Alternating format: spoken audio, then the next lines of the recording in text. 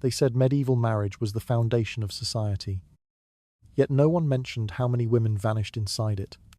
Behind the stone walls and quiet courtyards lay stories never written, wounds never named, and lives that dissolved without witnesses.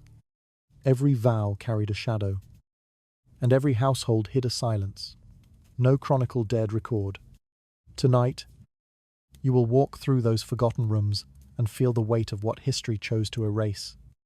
Before you feel comfortable, take a moment to like the video and subscribe to the channel, only if your heart truly desires it. If you do like it, leave a little comment letting me know what time it is where you are. Now, dim the lights, adjust the pillow to fit your head, turn on a fan to create a relaxing atmosphere, and let's begin this journey together tonight. If someone stood at the edge of a medieval household, they would quickly notice that a wedding rarely began with joy. It did not rise from affection, nor from a quiet understanding between two people. Instead, it was built from arrangements whispered behind closed doors, negotiations carried out between fathers, uncles, and elders who treated the future bride as one of many items to be settled. A daughter's life could be mapped out days, months, or years before she even understood what marriage meant. The decision was made long before the girl had a chance to imagine her own wishes. She existed inside a structure that allowed no alternative paths. The idea of choosing one's partner was foreign in most medieval communities. Love was something found in stories told by traveling singers, not in the halls where contracts were signed. Families relied on alliances to survive, and each girl was a piece of leverage, a way to connect households, land, or livestock. Her future was a transaction, and the more valuable the exchange, the less her voice mattered. In many cases, she did not meet her intended husband until the betrothal was already finalized. Even then, introductions were formal and brief, meant only to confirm that the agreement would proceed as expected. Weddings were not events of personal celebration. They were mechanisms of order. A family offered a daughter. Another family accepted her. Property, two obligations, and social ties changed hands in the process. The bride was transported from one home to another with little more agency than the objects packed into her dowry chest. Her silence was interpreted as obedience, and obedience was interpreted as virtue. A girl who questioned her marriage risked not only angering her family, but also weakening the reputation that held the household together. It is difficult to imagine the weight placed on these young women as they prepared for a union they did not choose. Many were barely past adolescence. Some, not even that. Their world narrowed quickly from childhood routines, familiar rooms, and predictable tasks to the unknown demands of a husband's household. Marriage meant leaving everything they knew behind and stepping into a place where they held no authority. They were expected to adapt immediately, without protest and without visible fear. The pressure came not only from parents. The community itself reinforced the idea that a woman's worth depended on her willingness to accept the role given to her. Songs, sermons, and stories repeated the same message. A good woman obeys. A good wife serves. A good daughter accepts the path chosen for her. Resistance was seen as foolish, sinful, or disruptive. In a world shaped by agricultural cycles and rigid hierarchies, any deviation from established norms was treated as a threat to stability.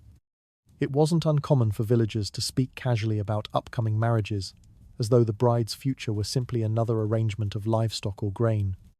The girl's emotions rarely entered the conversation. Some brides learned of their engagement only after the agreement was sealed, receiving the news not as a question, but as an announcement. Families believed that too much time to think would only lead to unnecessary trouble. Decisions were delivered swiftly, leaving the girl little space to voice her discomfort, even if she understood what was happening.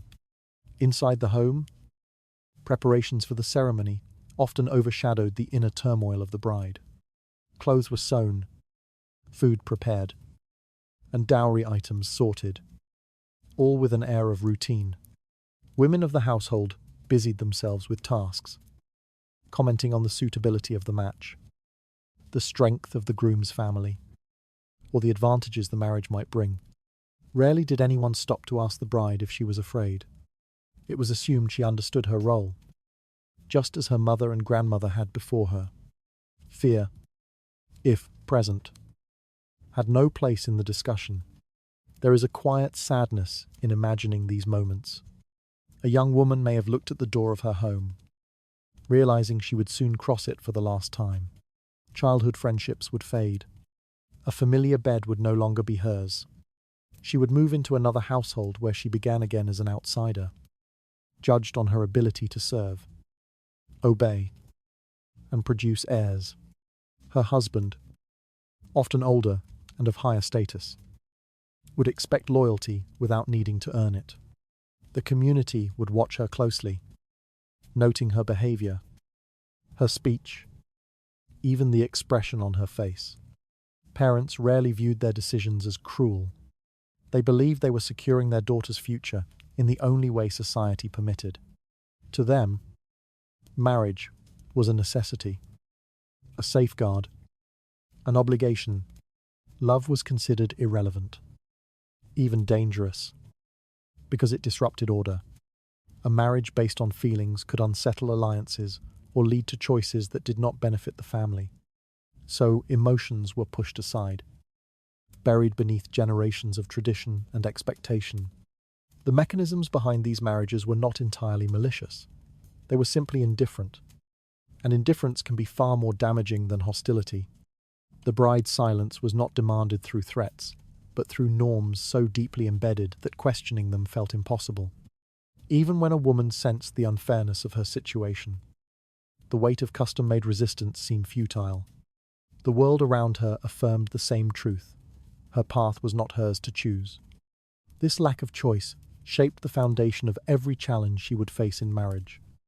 It influenced the way she viewed her husband, her duties, and her own body.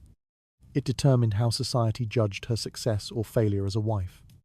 And it created the quiet acceptance of suffering that would follow many women throughout their lives. When the first step into marriage is forced, every step afterward becomes a negotiation for survival. From the outside, medieval weddings appeared lively, with music, feasting, and celebration. But beneath the surface was a current of resignation. A girl stepped forward because everyone expected her to. She smiled because she had been taught that a smile was part of her duty. And once the ceremony ended, the door to her old life closed behind her with a quiet finality. In this world, a wedding was not a beginning shaped by hope. It was an agreement shaped by necessity. And necessity does not wait for desire, nor does it ask permission. Their lives were set into motion long before they understood the meaning of obedience. Each step into a new household carried the weight of choices they never made. And somewhere in that quiet surrender lies a truth that reaches deeper than anyone wished to admit. Girls in medieval households were often pushed into marriage long before they understood what marriage required of them. Their families treated childhood as a brief pause rather than a protected stage of life. And the moment a girl's presence became useful to political or economic plans, her future was settled. Many brides were around 12, some even younger, their bodies still narrow and fragile, their voices still soft with the uncertainty of growing up. They were considered ready, not because they were mature, but because society believed readiness was a matter of obligation, not development.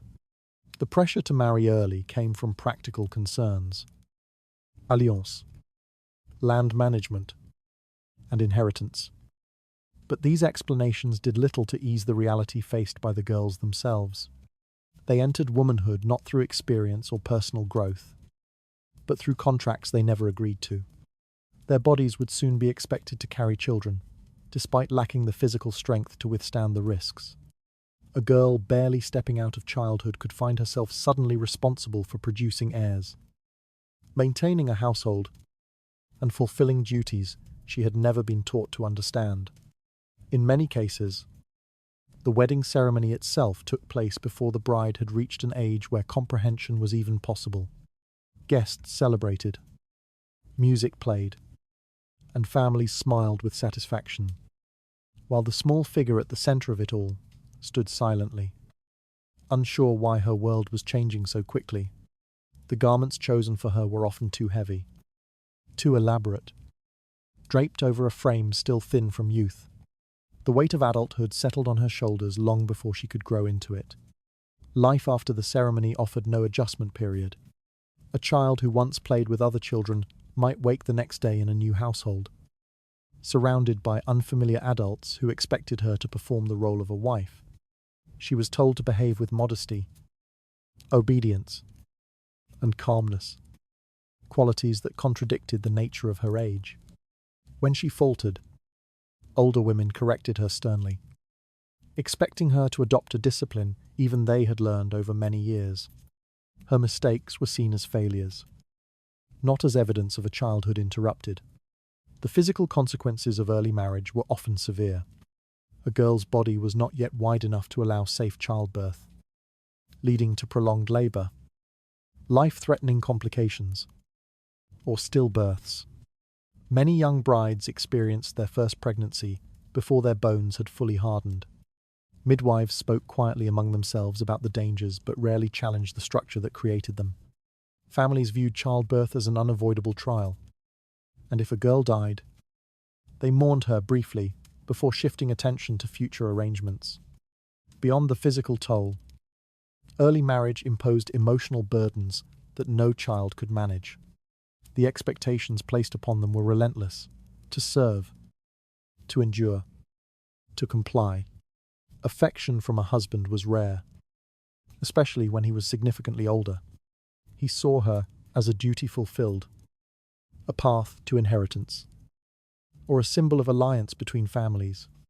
Her youth did not soften his demands, and her confusion did not excuse her from responsibility. She adapted quickly or was criticized harshly. Many young brides internalized their fear, learning to remain quiet when overwhelmed. They were told that good wives suffered without complaint, that discomfort was part of womanhood, and that obedience would lead to stability. These lessons shaped their identity before they had the chance to form one. Their childhood disappeared in fragments. First, the clothing, then the play, then the freedom to think of themselves as anything other than wives and soon-to-be mothers. The community often viewed these early marriages as necessary or even beneficial. Neighbors remarked on how fortunate the girl was, how secure her future had become. They ignored the strain on her small body and the absence of consent. Practicality overshadowed empathy.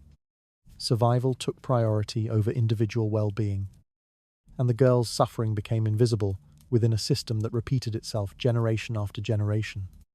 Inside the home, the girl's youth was both obvious and dismissed.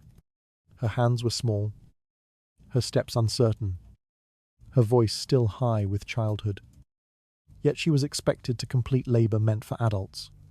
She tended fires, prepared food, and served guests with trembling hands. She learned to keep her eyes lowered, not because she was shy, but because she had been instructed to. Her world had narrowed to rooms she did not choose, surrounded by people who mistook her silence for maturity. Over time, these girls grew into women who had never been allowed to be girls. Their bodies bore scars of pregnancies endured too soon. Their spirits carried the memory of being rushed through life before they could understand it. Some survived, many did not, and those who lived rarely spoke of their youth. Perhaps because it never truly existed. They had been pushed forward, shaped by demands beyond their years, molded into roles that consumed whatever innocence they might have had. The system was self-sustaining. Mothers who had been child brides themselves often saw no alternative for their daughters. Fathers saw marriage as a duty, not a choice. Communities valued alliances over individual safety. And through it all, the smallest voices, the ones who should have mattered most, remained unheard. Marriage at such a young age was not an exception. but a pattern embedded deeply into medieval life. It preserved order, ensured alliances, and reinforced control. But beneath these practical reasons lay a quieter truth. Childhood was a luxury afforded only to those who did not need to be useful. Girls were useful, so their childhoods were shortened. Their youth slipped away before they realized it was disappearing. Each expectation placed upon them reshaped what little time they had to grow. And somewhere in that stolen beginning lies a weight that future years could never soften. Marriage in medieval society functioned less as a bond between two people and more as a financial negotiation. Families treated the event as a transfer of assets, with the bride positioned at the center of the exchange, not because of her individuality, but because of the material value attached to her. A dowry determined her worth long before she stepped into her future household. Men approached marriage with calculations rather than affection, weighing the livestock, land, or coin that accompanied the bride. The agreement resembled a transaction more than a union. For many women, the first discussions about their marriage took place without their knowledge. Fathers spoke with neighboring landowners. Uncles reviewed property boundaries, and community elders compared the advantages of different alliances. The girl herself remained outside the room, unaware that each conversation diminished her autonomy further. When the final terms were set, her family would simply inform her of the decision. The matter was not presented as a question. It was a declaration. In these negotiations, a woman's personal qualities rarely mattered. Skills, temperament, or aspirations were secondary to the dowry that defined her. Communities often praised a bride not for her character, but for the wealth she brought. Even the wedding preparations focused more on accounting than celebration. Chests were filled with fabrics, tools, and valuables that symbolized her family's status. These items were displayed proudly, as though they were the true participants in the ceremony. The bride, dressed and positioned carefully, became another object in the arrangement. The groom viewed the contract from a similarly transactional perspective. Acquiring a wife meant acquiring resources. A dowry could stabilize a household, expand land holdings, or settle long-standing disputes. In some cases, men openly sought brides whose families owned fields or livestock they coveted. The emotional dimension of marriage played a distant role, overshadowed entirely by the practical benefits. A man's choice reflected strategy rather than preference. Inside the bride's household, conversations often revolved around securing the most advantageous outcome. Mothers inspected proposed matches with an eye for safety and stability. But even they spoke in terms of property. Daughters were reminded that marriage was a duty to the family, a contribution to its survival. Their acceptance maintained the structure that ensured everyone's welfare. Refusal was unthinkable because it threatened the balance upon which generations depended. The departure of the bride resembled a transfer of ownership. She brought with her not only the dowry, but also expectations about her role. She was to maintain the household, produce heirs, and preserve the alliance formed through her marriage. Her position within the new family was shaped by what she contributed materially. A large dowry granted her some protection, while a small one placed her at greater risk of mistreatment. Her value was measured continually, not by her behavior or character, but by what she carried into the marriage.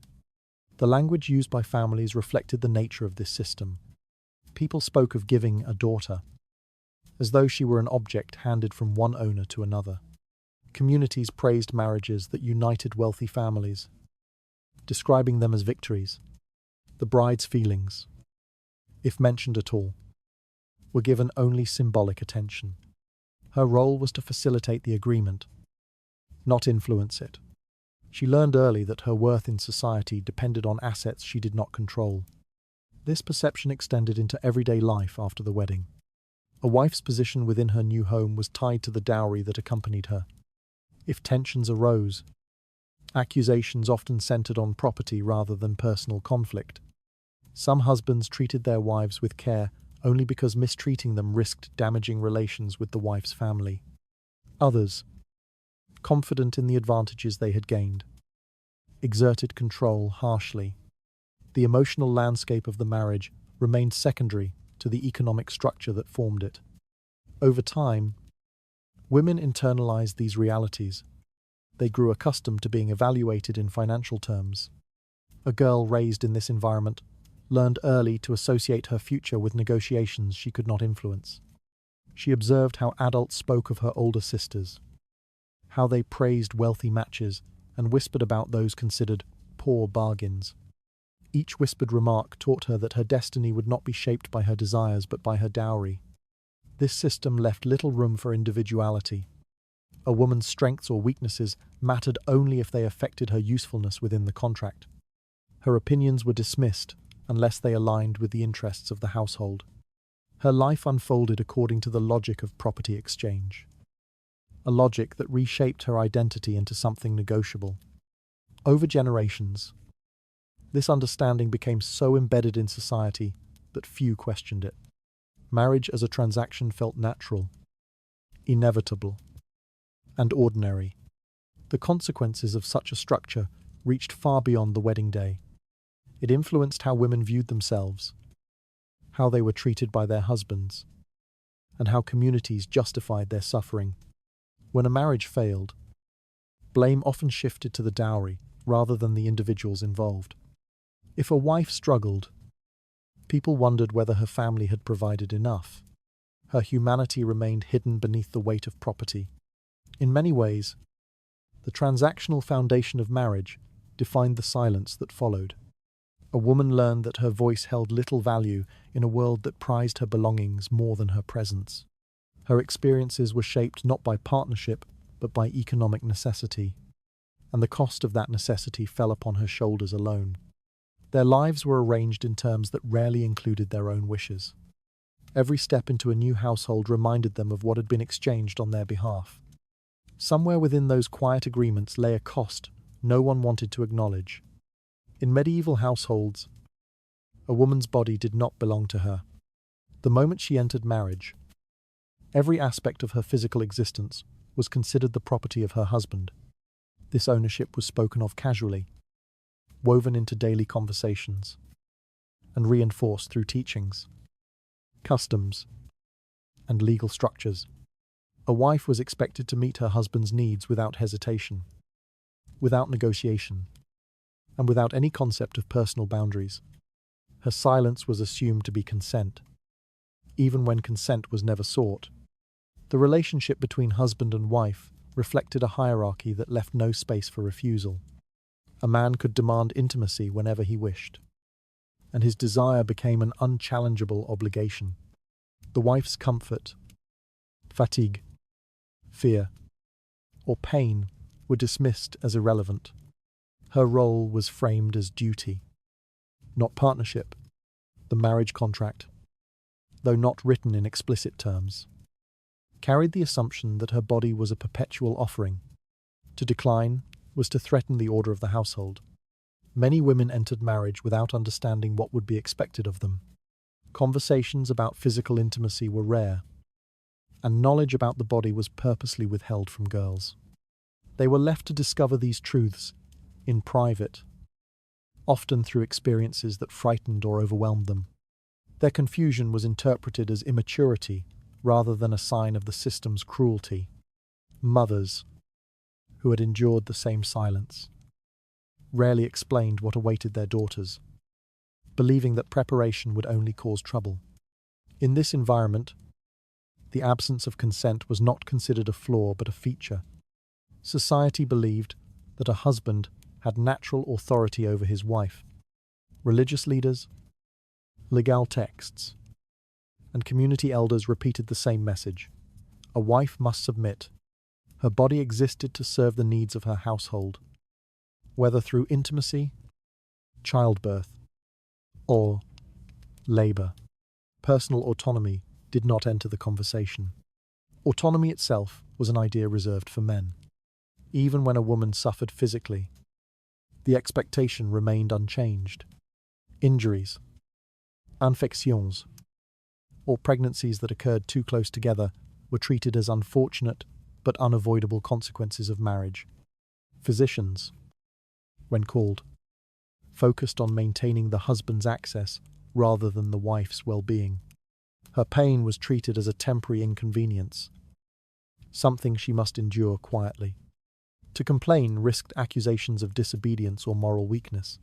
Some husbands used this authority with indifference, others with cruelty. In both cases, the effect was the same. The woman learned to withdraw from her own sense of self. She separated her mind from her body, treating it as something external that she was required to manage rather than inhabit. Each experience that ignored her comfort reinforced the belief that her body held value only in how it served others. Over time, many women forgot what it felt like to view themselves as individuals rather than possessions. The lack of consent extended beyond the bedroom. Husbands dictated what wives ate, how they dressed, when they slept, and how much labor they performed. Pregnancy was expected repeatedly, regardless of the risks. A wife had no say in the spacing of her children or the toll each birth took on her body. Her existence revolved around fulfilling demands that were often greater than her strength. When exhaustion overtook her, she was told to endure. Endurance became her only form of survival. Communities rarely intervened in these private matters. Neighbors who heard distress through thin walls pretended not to notice. Family members advised women to honor their duties. Religious figures encouraged obedience, insisting that suffering purified the soul. With so many voices reinforcing the same expectations, resistance felt impossible. A woman who questioned her husband's authority faced ridicule or punishment. Those who tried to escape found few places to go. Within this system, vulnerability became constant. A woman could not choose when she wanted closeness or space, when she felt safe or unsafe. Her comfort depended entirely on her husband's temperament. On days when he was kind, she moved through her tasks quietly. On days when he was harsh, she had no protection. The imbalance shaped every hour of her life, and the fear of displeasing him settled into her thoughts until it felt permanent. Many wives carried unspoken memories of nights they wished they could forget. They learned to hide their discomfort behind practiced expressions, knowing that admitting pain invited blame.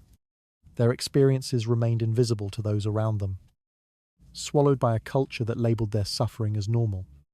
Even when their health deteriorated, their exhaustion deepened, or their dignity eroded, the world around them insisted that they continue fulfilling their duties. Generations of women grew up watching their mothers endure these conditions, and many accepted the same fate without questioning it. The absence of alternatives shaped their expectations from childhood. A woman's purpose, they were told, was tied to her ability to serve her husband. Her body was simply the instrument through which that purpose was carried out. By the time she understood the weight of those expectations, it was already too late to escape them. This system did not rely on violence alone. It relied on silence. It taught women to suppress their voices and taught men to assume compliance. It normalized suffering so thoroughly that many wives no longer recognized it as suffering. They adapted until adaptation became indistinguishable from resignation. Their bodies were claimed long before they learned to speak for themselves. Each demand placed upon them narrowed the small space they had left to breathe. In the silence that followed, a truth emerged that no one dared to name aloud. In medieval society, a woman who entered marriage found that leaving it was nearly impossible. The structure surrounding her life held firm long after the wedding celebration faded, and the door that closed behind her rarely opened again. Divorce existed in theory, mentioned in legal texts or whispered about in exceptional cases. But in practice, it was a privilege almost entirely reserved for men. A married woman, no matter how deep her suffering, had little hope of escaping the bond that tied her to her husband. To petition for separation, a woman had to provide proof that was nearly unattainable. Accusations of cruelty, neglect, or harm were dismissed unless accompanied by witnesses. And witnesses rarely stepped forward. The violence that occurred behind household walls was considered private, something the community preferred not to acknowledge. Even when a woman's injuries were visible, people found ways to blame her temperament, her behavior, or her supposed failure to maintain harmony. The burden of evidence rested on shoulders already weakened by fear. Claims of infertility offered another possible avenue for dissolution. But this, too, functioned against women. A husband could argue that a wife's inability to produce heirs rendered the marriage invalid, while a wife could not make the same argument without risking humiliation or expulsion. The assumption was that reproductive failure belonged to her alone, regardless of the truth. She carried the blame even when the problem lay elsewhere, and the law reinforced that imbalance without hesitation. The institutions meant to protect marriages only tightened the restrictions around women. Religious authorities emphasized endurance, portraying suffering as honorable and even necessary. A wife seeking release was often counseled to demonstrate greater patience or obedience. Priests encouraged reconciliation, even in situations where the husband's behavior posed clear danger. Their guidance prioritized the preservation of the household over the safety of the woman living within it. For most wives, the concept of escape became little more than a distant thought. They had been raised in communities that valued stability above all else, and leaving a marriage, regardless of circumstances, threatened the fabric of that stability. A wife without a husband was considered a burden, a source of shame, or a symbol of failure. Families discouraged separation, urging women to accept their fate quietly. Returning home was rarely an option, especially if the marriage had formed an important alliance. Some women attempted to flee in secret, choosing the uncertainty of the outside world over the certainty of continued suffering. These attempts were dangerous and often unsuccessful. A runaway wife could be pursued, captured, and forced back into her marriage with harsher conditions than before. Her reputation would be permanently damaged, making survival even more difficult. Communities viewed such attempts as rebellion, not desperation. Inside the home, the knowledge that escape was impossible shaped the way wives endured their circumstances. They learned to anticipate their husbands' moods, adjust their behavior, and minimize conflict in whatever ways they could. Fear became a constant companion, settling into the rhythms of daily life. A wife measured her actions carefully, knowing that even small mistakes could escalate into punishment. The absence of legal protection turned marriage into a space where vulnerability had no boundaries. Generations of women internalized these limitations. They understood that their well-being depended not on justice but on chance, on the temperament of the man they married, on the survival of their children, on the maintenance of fragile alliances. They accepted a reality in which their suffering was invisible to those around them, hidden behind expectations and tradition. This resignation passed quietly from mother to daughter, each teaching the next how to endure what could not be escaped. The silence surrounding divorce reflected a broader truth about the lives of medieval women.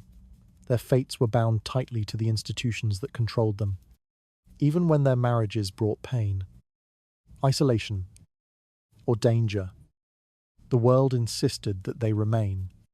Their presence upheld the structure of society, and their suffering was treated as an unfortunate but necessary part of maintaining order.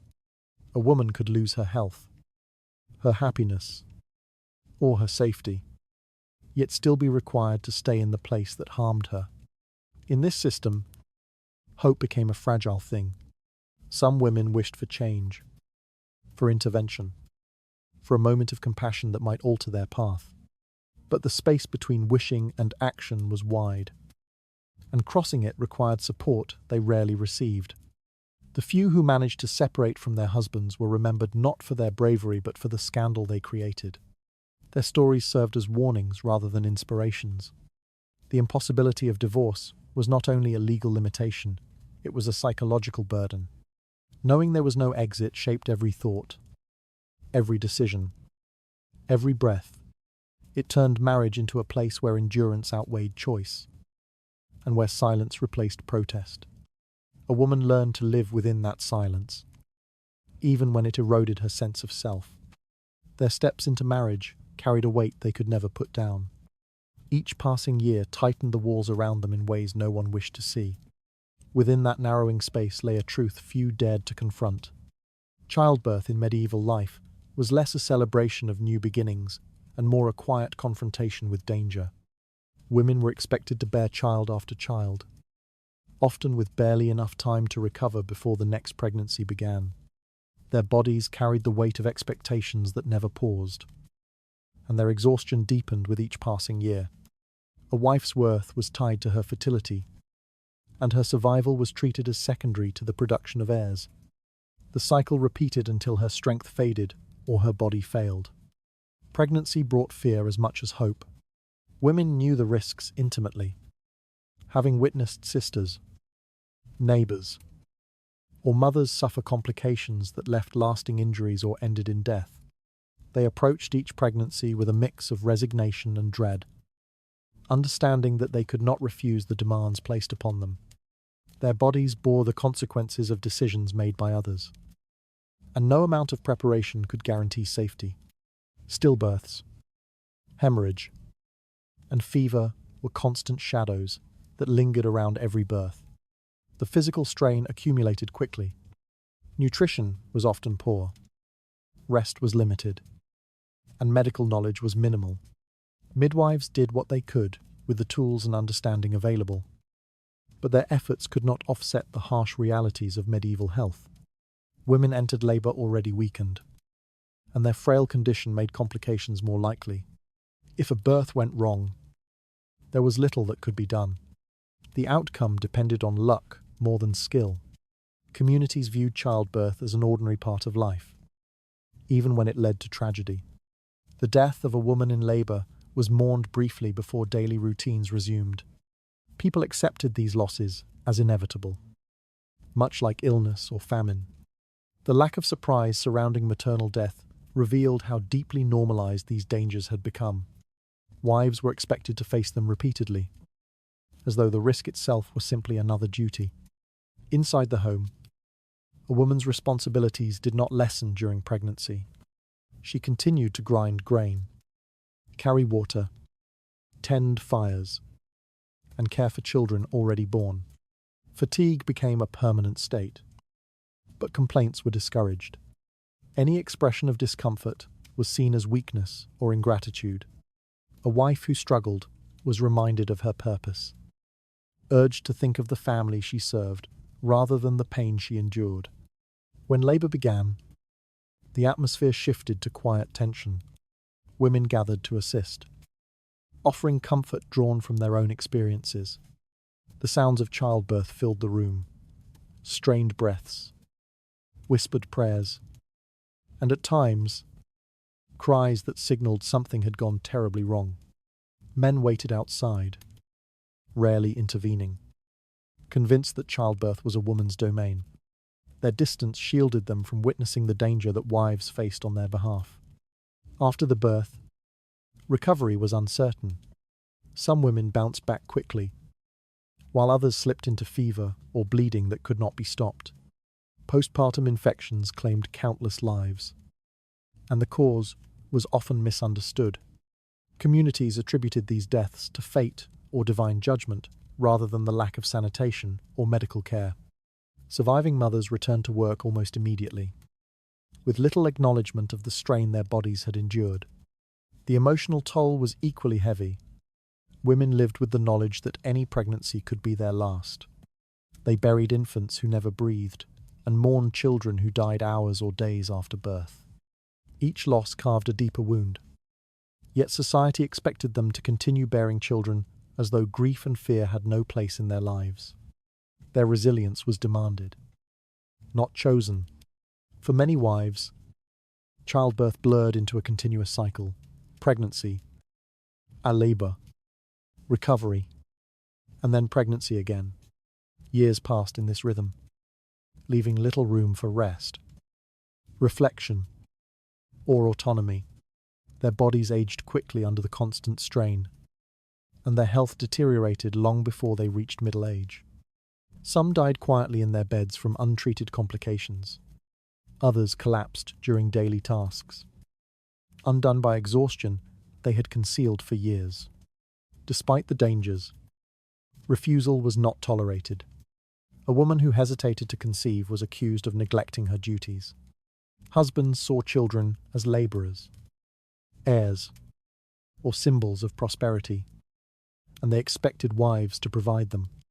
Religious teachings reinforced these expectations, framing childbirth as both an obligation and a blessing. Women were praised for their endurance, yet no one protected them from the consequences. Generations of women carried these burdens in silence. They accepted the risks not because they wished to, but because they had no choice. The cycle shaped their identities and shortened their lives.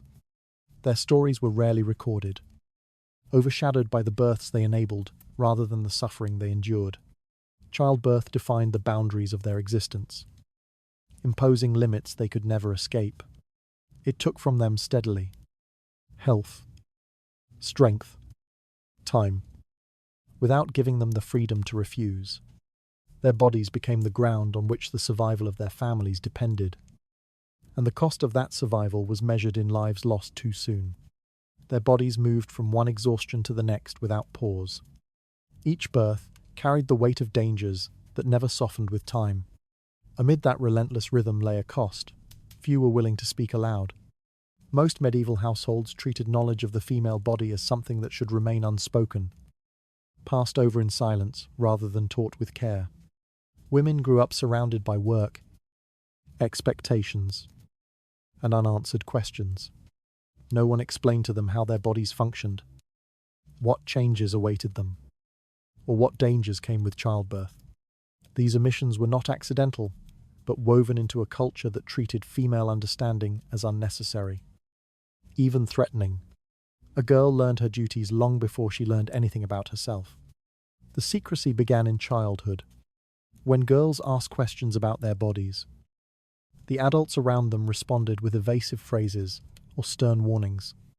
Curiosity was discouraged, treated as inappropriate rather than natural. Mothers who might have shared their own experiences often remained quiet, convinced that ignorance protected their daughters from impropriety. The truth was that silence did not protect. It only ensured that generations of women stepped into adulthood unprepared. As puberty arrived, the confusion deepened. Girls noticed changes they could not explain, and the lack of guidance turned these moments into sources of fear. They hid their questions because they had been taught that discussing the body was shameful. Without understanding what was happening, they interpreted normal experiences as signs of illness or punishment. The absence of knowledge created unnecessary dread, shaping their relationship with their own bodies into something fraught and uneasy. This pattern of silence continued into marriage.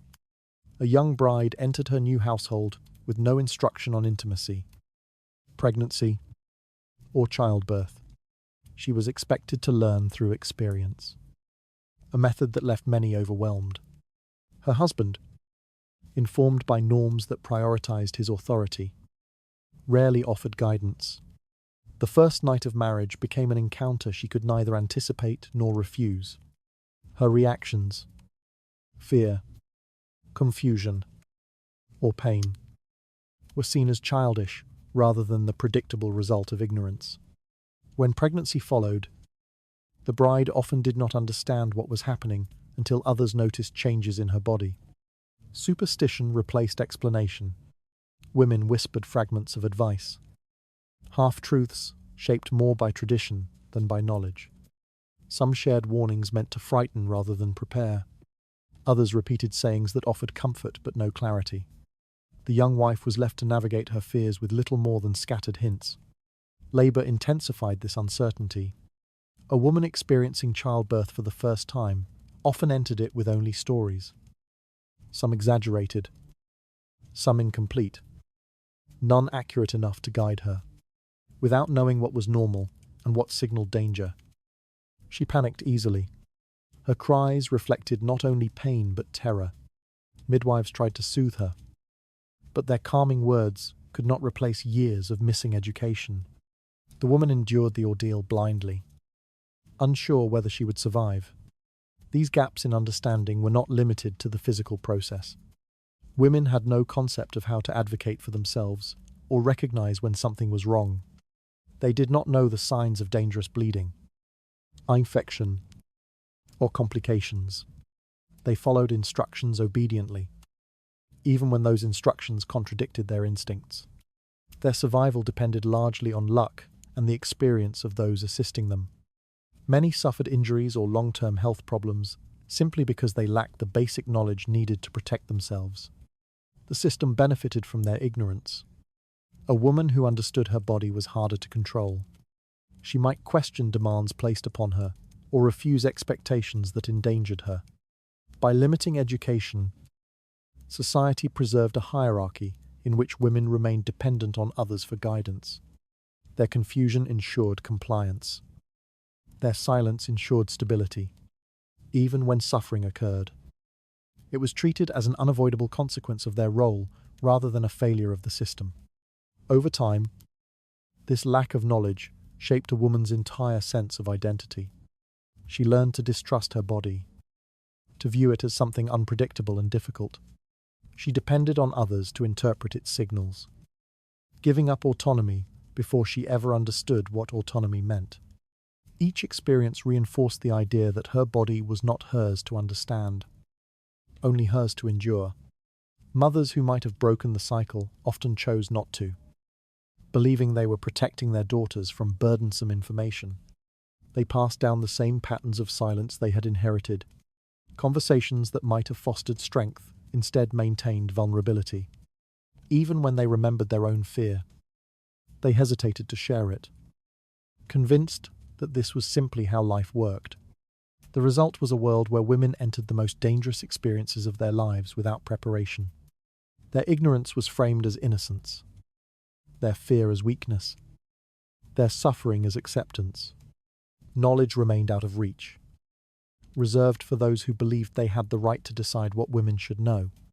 And so generation after generation repeated the same silent struggles. The absence of education did not protect women, it isolated them. It left them unprepared for the demands of adulthood and marriage. It denied them the ability to understand their own bodies. It forced them into experiences that might have been less terrifying if someone had simply spoken honestly. But honesty was a luxury denied to them, replaced by customs that valued obedience above comprehension. Their questions were silenced long before they learned what to ask. Each moment of fear grew from the knowledge that had been withheld from them. Behind that inherited silence waited a truth no one ever intended them to see. Violence inside medieval households was not hidden, it was accepted. A husband striking his wife was seen less as cruelty and more as instruction, a method through which he maintained order and reinforced authority. Communities believed that a wife needed correction, not protection, and that physical force was a legitimate tool for shaping her behavior. A man who disciplined his wife was rarely questioned. A woman who endured it was expected to remain silent. The home became a place where suffering unfolded behind doors that no one wished to open. The idea of punishment as education shaped how families viewed marriage. A husband's authority encompassed every aspect of domestic life, and chastising a wife was considered his responsibility. Religious leaders echoed this belief, insisting that obedience preserved harmony. Neighbors, hearing cries or arguments, looked away rather than intervene. Even relatives advised patience, urging wives to accept their husbands' tempers as part of their fate. Violence was woven into the fabric of daily life, normalized until no one acknowledged it as violence at all. For many women, the first experience of this discipline arrived abruptly. A misstep in chores, a misplaced object, a moment of hesitation. Any small mistake could trigger a response. The blow came not only with physical force, but with the reminder that their lives belonged to someone else. Shock quickly turned into resignation as wives learned to anticipate anger. to read subtle changes in posture or tone, and to adjust their own movements carefully. They shaped their days around preventing harm, even though harm often arrived regardless of their efforts. Inside the home, fear settled into familiar corners. Women carried it with them from dawn until night. Measuring each interaction with caution, they spoke softly, walked carefully, and avoided anything that might provoke irritation. Their silence was not a sign of peace, but survival. The atmosphere grew tense, yet no one outside the household recognized the signs. The wife's quiet demeanor was praised as modesty or virtue, hiding the fear that made it necessary. When injuries appeared, explanations were readily accepted. People attributed bruises to accidents or clumsiness, even when the truth was obvious. Women learned to repeat these explanations automatically, knowing that admitting the real cause would lead to questions no one intended to answer. Doctors, when consulted, avoided becoming involved in household matters. Their role was to treat wounds, not examine their origins. The distinction kept the cycle intact. The emotional toll of this violence echoed long after the physical pain faded. Wives lost confidence in their ability to make decisions, to express opinions, or to trust their instincts. They internalized the belief that correction was deserved, that their suffering reflected personal failure rather than injustice. Each act of violence chipped away at their identity, leaving them more compliant and more isolated. Their world narrowed until it revolved entirely around the moods and demands of their husbands. Some women tried to resist, but resistance rarely led to relief. A wife who protested might face harsher punishment or ridicule. Those who sought help often encountered indifference. The community saw domestic conflicts as private matters, shielded from scrutiny. Even when a woman fled temporarily, she was pressured to return, told that her duty lay within her marriage. Without support, her options were limited. Isolation became both a consequence and a tool of control. Generations grew up witnessing this dynamic. Boys observed their father's authority and learned to imitate it. Girls watched their mothers endure punishment and learned to accept it. The continuity of this pattern made change impossible. Violence became a form of communication, a method of enforcing expectations. Its predictability made it seem natural. Even when wives whispered to one another about fear or suffering, they spoke quietly, aware that their words would change nothing. Religious and legal structures reinforced the same message. Scripture was interpreted to justify a husband's right to discipline. Courts rarely intervened in domestic affairs, viewing disputes between spouses as matters best settled by the husband. These institutions created an environment where abuse could flourish unchallenged. A woman living through it might hope for kindness, but she did not expect protection.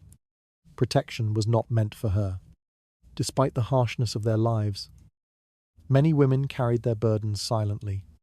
They cared for children, tended fires, prepared food, and maintained households while navigating harm that never disappeared completely. Their endurance was considered admirable, even virtuous. People praised wives who tolerated difficult marriages, calling them strong or faithful. The praise concealed the truth. Endurance was their only option. The cycle of violence was not simply physical.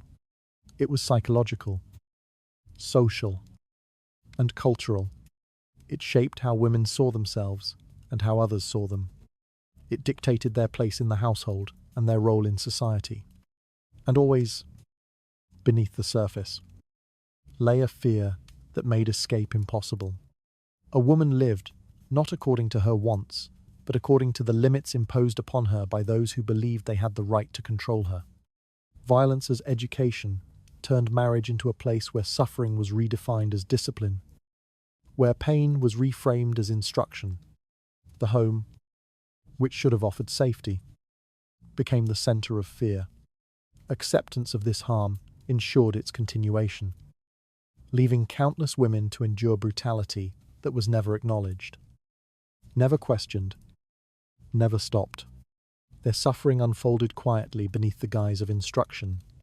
Each harsh lesson reinforced the silence surrounding their pain.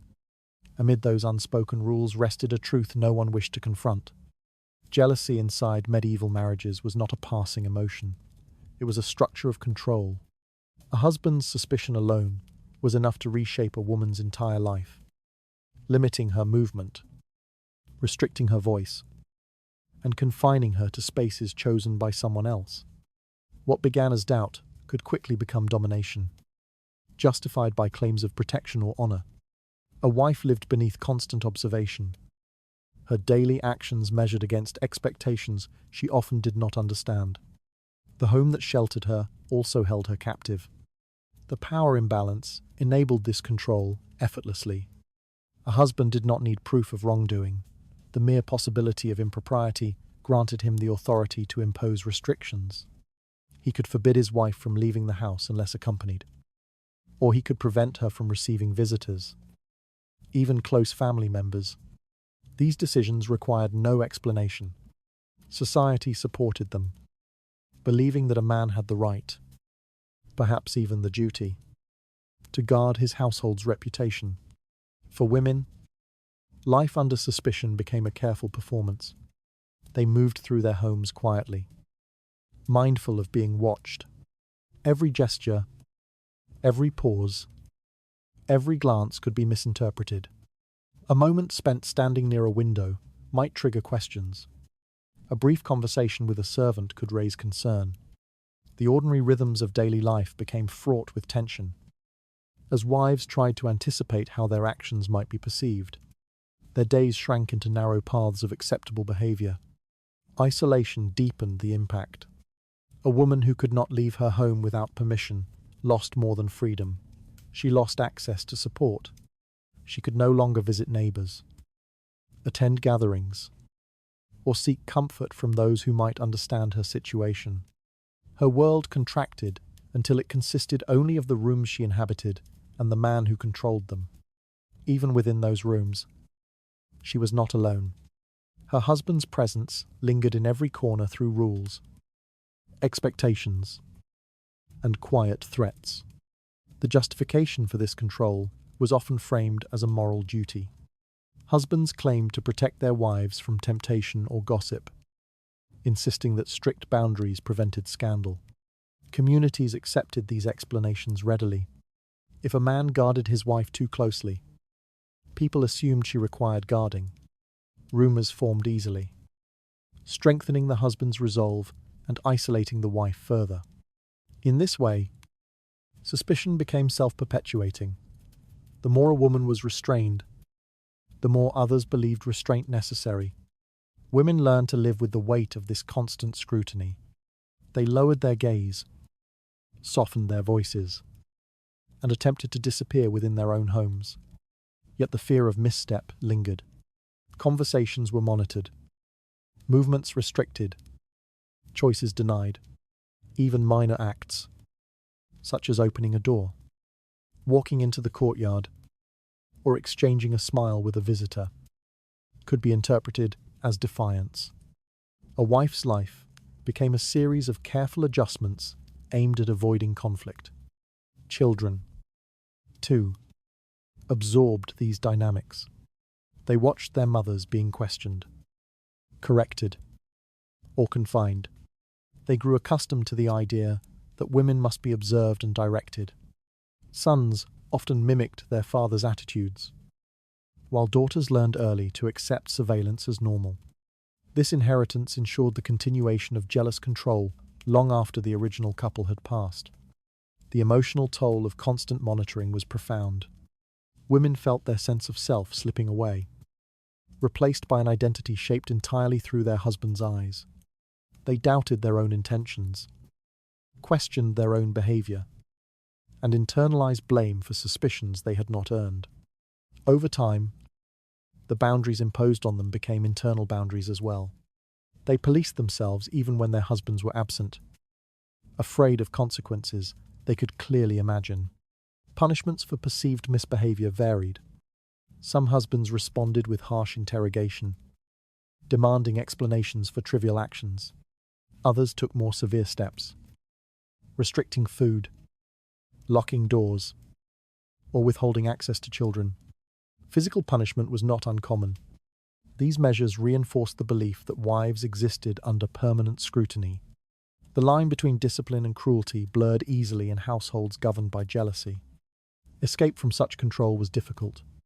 A woman who tried to assert independence risked provoking further suspicion. Leaving the household without permission could lead to public shame or physical retribution. Seeking help from others rarely improved the situation, as outsiders viewed marital control as a private matter.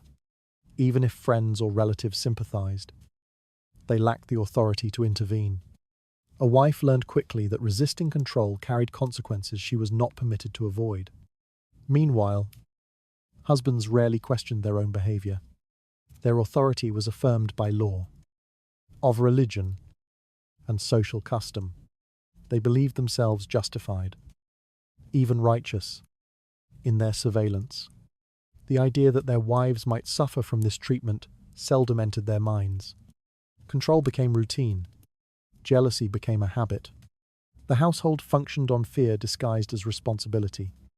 Over time, women, under such conditions, lost not only freedom, but clarity. They forgot how to move through the world without caution. They forgot what it felt like to walk outside without permission, or to speak without fear of reproach. Their lives became defined by someone else's suspicions, and their futures limited by rules they had no power to change. Jealousy, in this context, was less an emotion than a tool. It allowed husbands to dictate every part of their wives' existence while claiming moral justification. It created homes where silence was safety and obedience, the only accepted form of expression. Beneath this control, women endured lives shaped entirely by mistrust. Their steps were measured long before they reached the doorway. Each glance over their shoulder reflected the fear of being questioned again. Beyond that, quiet surveillance rested a burden no one around them cared to name. Motherhood in medieval life was shaped by expectations. But possession of one's children was not among a mother's rights. A woman could devote years to raising her sons and daughters, feeding them, teaching them, soothing them through illness. Yet none of this secured her legal claim to them. The law and custom placed children under the authority of the father, and this authority persisted regardless of his behavior, his absence, or his failures. For women, the possibility of losing their children was a quiet terror that shadowed every argument, every moment of marital strain, and every sign that their husband's affections were cooling. The imbalance was absolute. If a marriage fractured, even informally, the children remained with the father by default. A mother who left her husband, regardless of the reason, surrendered her children by doing so. Even if she stayed, her rights were conditional. A husband could deny her access to the children at any time, citing discipline, propriety, or his own authority. The bond between mother and child had no legal weight. It was tolerated rather than recognized, fragile rather than protected. This reality shaped how women behaved long before separation became a possibility. Discontent had to be hidden. Sorrow had to be endured. Fear had to be swallowed. A woman who dared to speak against her husband risked more than punishment. She risked losing the children she had carried and nursed. Her silence was not merely submission. It was a strategy. She remained. She complied. She tried to preserve the thin barrier that protected her from total loss. In this way, the control over children became one of the strongest forces, binding women to unhappy marriages. The cruelty of this system revealed itself most clearly when separation occurred. A mother leaving a violent husband did not escape with her children. She escaped without them. Community members rarely questioned the arrangement. They believed that the father, as head of the household, retained the right to raise the children. The mother's grief was considered unfortunate but irrelevant. People expected her to accept her circumstances and move on. even though the separation tore apart the most fundamental bond of her life. For women who were cast out rather than leaving by choice, the outcome was the same. A husband could claim she was unfit, immoral, or disruptive. And these claims, true or false, were enough to sever her from her children. The community would nod, accepting his explanation. The children often remained unaware of the truth, growing up believing their mother had abandoned them, not knowing she had been pushed away by forces she could not challenge. Even within intact marriages, mothers lived with the knowledge that their children were not truly theirs. Every illness, every milestone, every small triumph belonged legally to the father. A mother offered care, but the authority to make decisions rested elsewhere. A husband could send a child to another household for apprenticeship, arranged marriage, or labor without consulting his wife. Her protest carried no legal standing. Her sorrow had no place in the discussion. This power imbalance shaped childhood itself. Children learned early that the father's word carried weight, while their mother's voice occupied a secondary place. Boys absorbed this hierarchy, internalizing the belief that authority followed the male line. Girls understood that one day they might face the same vulnerability their mothers endured. The families that appeared stable from a distance contained silent grief woven into their daily routines. The emotional suffering of mothers who lost their children rarely appeared in written records. Their pain unfolded quietly. In private moments, no one thought to document. Women wept behind closed doors, whispered prayers for children they could not visit, and waited for glimpses of them during festivals or marketplace days. Even a brief sight, one child walking past with a companion, another crossing a square, became a memory treasured for years. Their longing persisted long after others expected them to forget. Some women attempted to negotiate or plead, but these efforts rarely succeeded. A father's authority overshadowed every argument. Community leaders preferred to maintain the established order rather than question a man's rights over his household. Sympathy did not translate into intervention. The mother was expected to accept the separation calmly, even gratefully, as though being freed from responsibility should have brought relief instead of anguish. When children grew older, they sometimes sought out their mothers, curious about the woman who had vanished from their early memories. These reunions, when they occurred, were bittersweet. Years of distance could not be undone in a single encounter. Misunderstandings lingered, and the mother often struggled to express everything she had been forbidden to say. Their lives had been shaped apart, not together, and the gap could never be fully bridged. For many women, the fear of losing their children shaped every decision they made. It kept them in marriages that harmed them. It silenced their protests. It taught them to endure wounds that might otherwise have pushed them to flee. Maternal love, which should have offered strength, became a point of vulnerability that the world exploited without hesitation. The right to raise one's children remains one of the most fundamental aspects of human life. Yet medieval mothers were denied it. Their devotion counted for little. Their sacrifices held no legal meaning.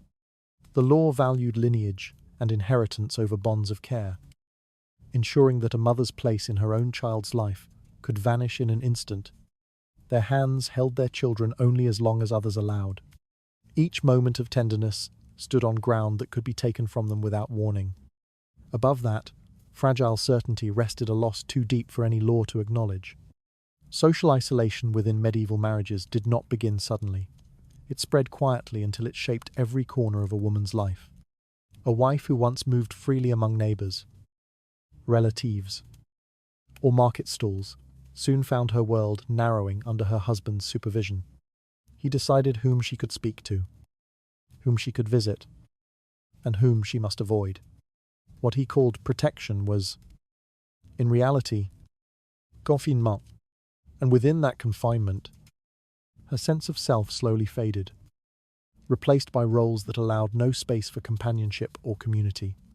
Restrictions were presented as ordinary, A husband might forbid his wife from visiting her parents, claiming distance, inconvenience, or impropriety.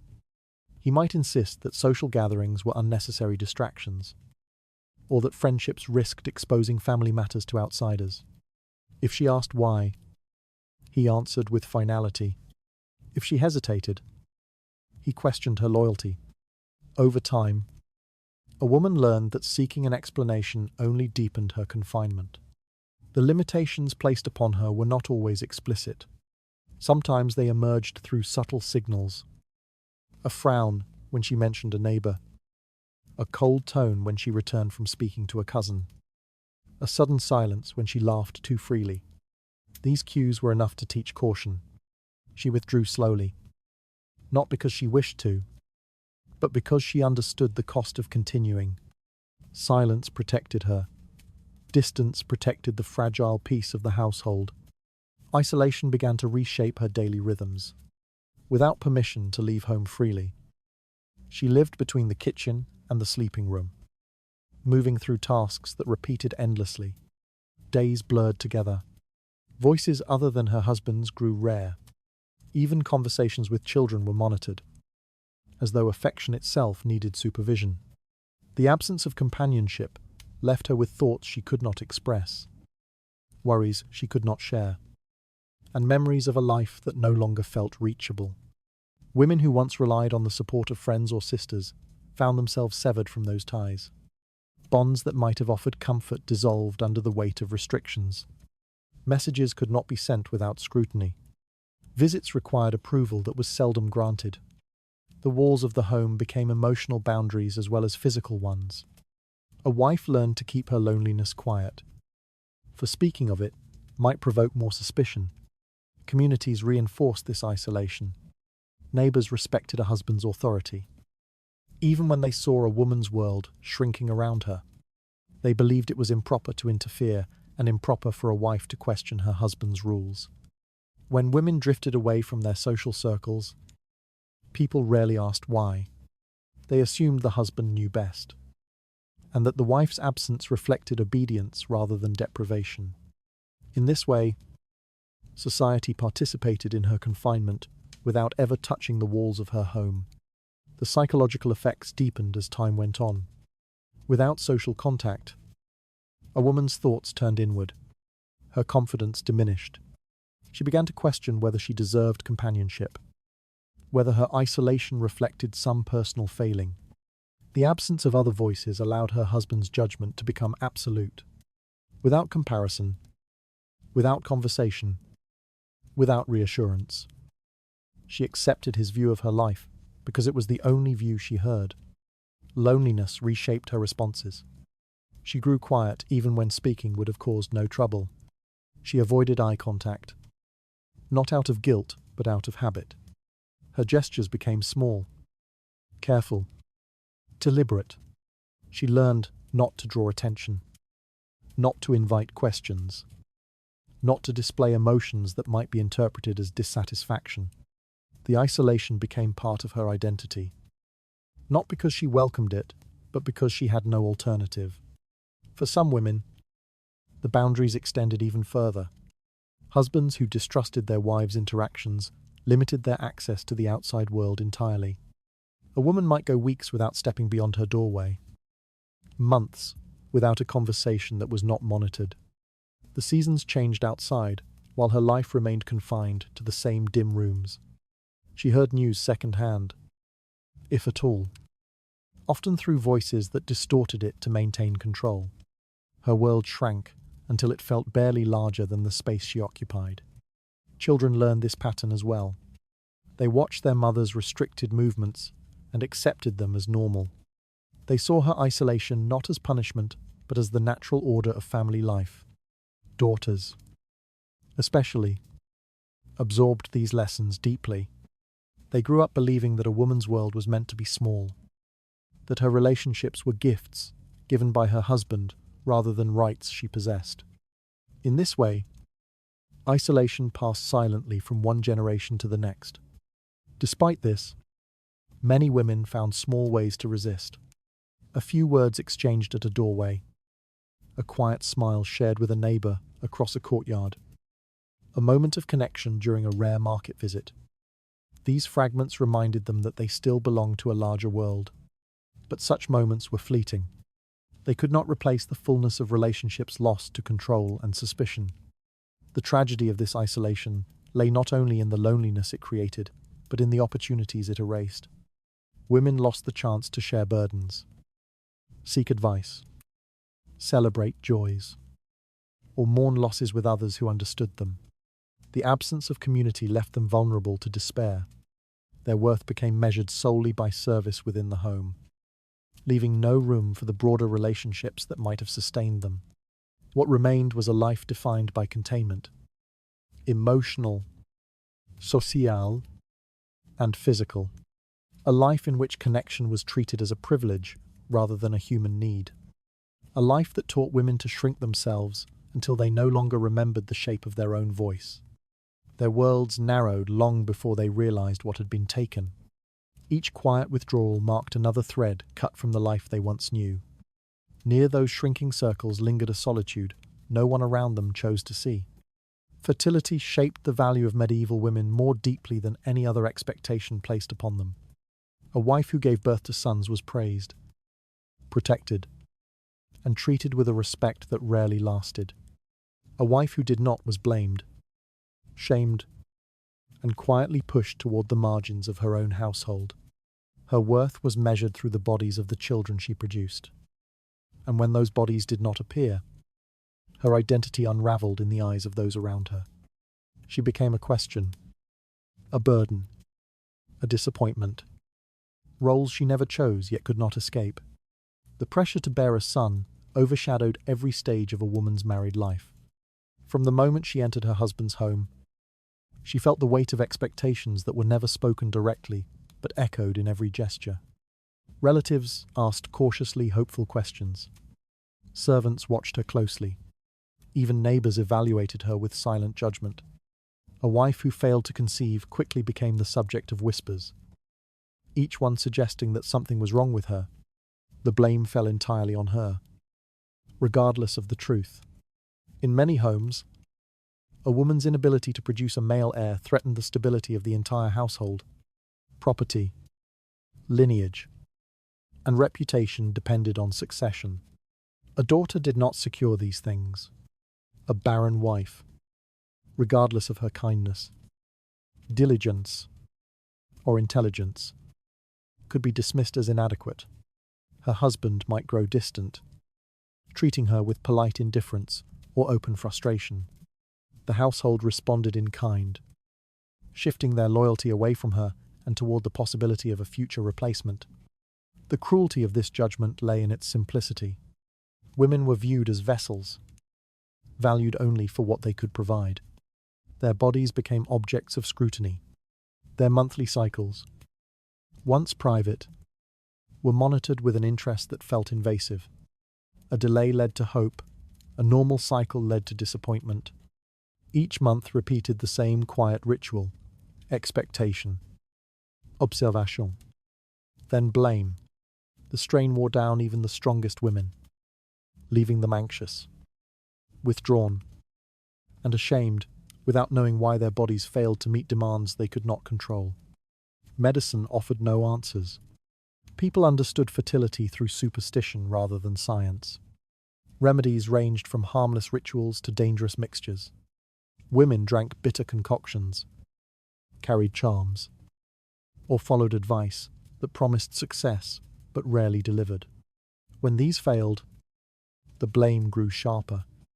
A barren woman was accused of failing her family, her husband, and her duty.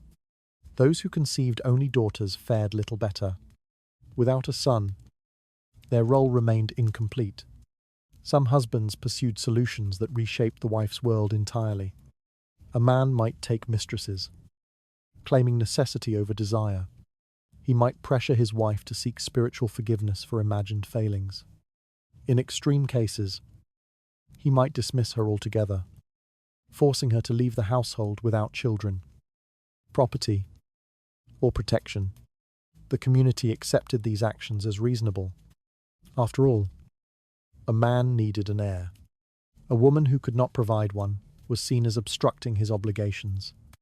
Even when a wife remained in her home, the emotional distance became a punishment of its own. Her husband avoided her. Family members treated her with condescension. Conversations diminished into instructions or polite silence. The joy of companionship faded.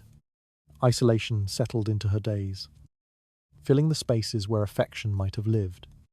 She worked harder, hoping effort might compensate for what her body could not give, but her labor was invisible next to her perceived failure. The expectation to produce children continued long after repeated miscarriages or stillbirths. Grief was not recognized as a reason to rest. Women who lost infants were expected to try again almost immediately. Their mourning was private, hidden behind daily duties, while others discussed the next potential pregnancy as though the previous loss carried no emotional weight. Their bodies endured cycle after cycle of hope, pain, and exhaustion, all while being judged by those who offered no comfort. The emotional toll shaped how women viewed themselves. They absorbed the blame directed at them, believing their bodies were broken, insufficient, or cursed. Their sense of worth was intertwined with outcomes they could not control. Happiness felt undeserved. Pride felt dangerous. Even love for their husbands or existing children could become complicated by the fear of being replaced or forgotten. This pressure also distorted relationships between women. Mothers-in-law scrutinized daughters-in-law. Neighbors judged each other quietly.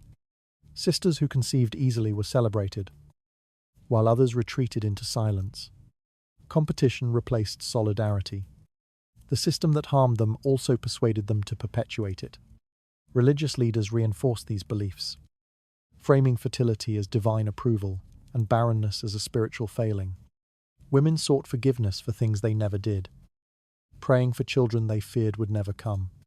Their devotion was sincere, but their guilt was misplaced, crafted by interpretations designed to maintain order rather than offer compassion. Through all of this, women continued to serve their households. They cooked, cleaned, worked in fields, managed livestock, and cared for the elderly. Yet none of these duties granted them security. Their labor could be perfect, their loyalty unwavering, their conduct beyond reproach. But without a son, they remained vulnerable. Their place in the home existed on borrowed certainty. Fertility became the measure that overshadowed every aspect of their identities. It shaped how others viewed them. It shaped how they viewed themselves. It determined their value, their future, and their standing in a world that refused to see them as whole people. Their worth was judged long before their stories could unfold. Each unspoken expectation tightened the boundaries of their lives. Beside that fragile hope waited an uncertainty that defined their every step. Love, in medieval marriage, was a boundary marked by fear rather than freedom. A wife could not allow her thoughts to drift toward anyone beyond her husband, not even in the privacy of her imagination.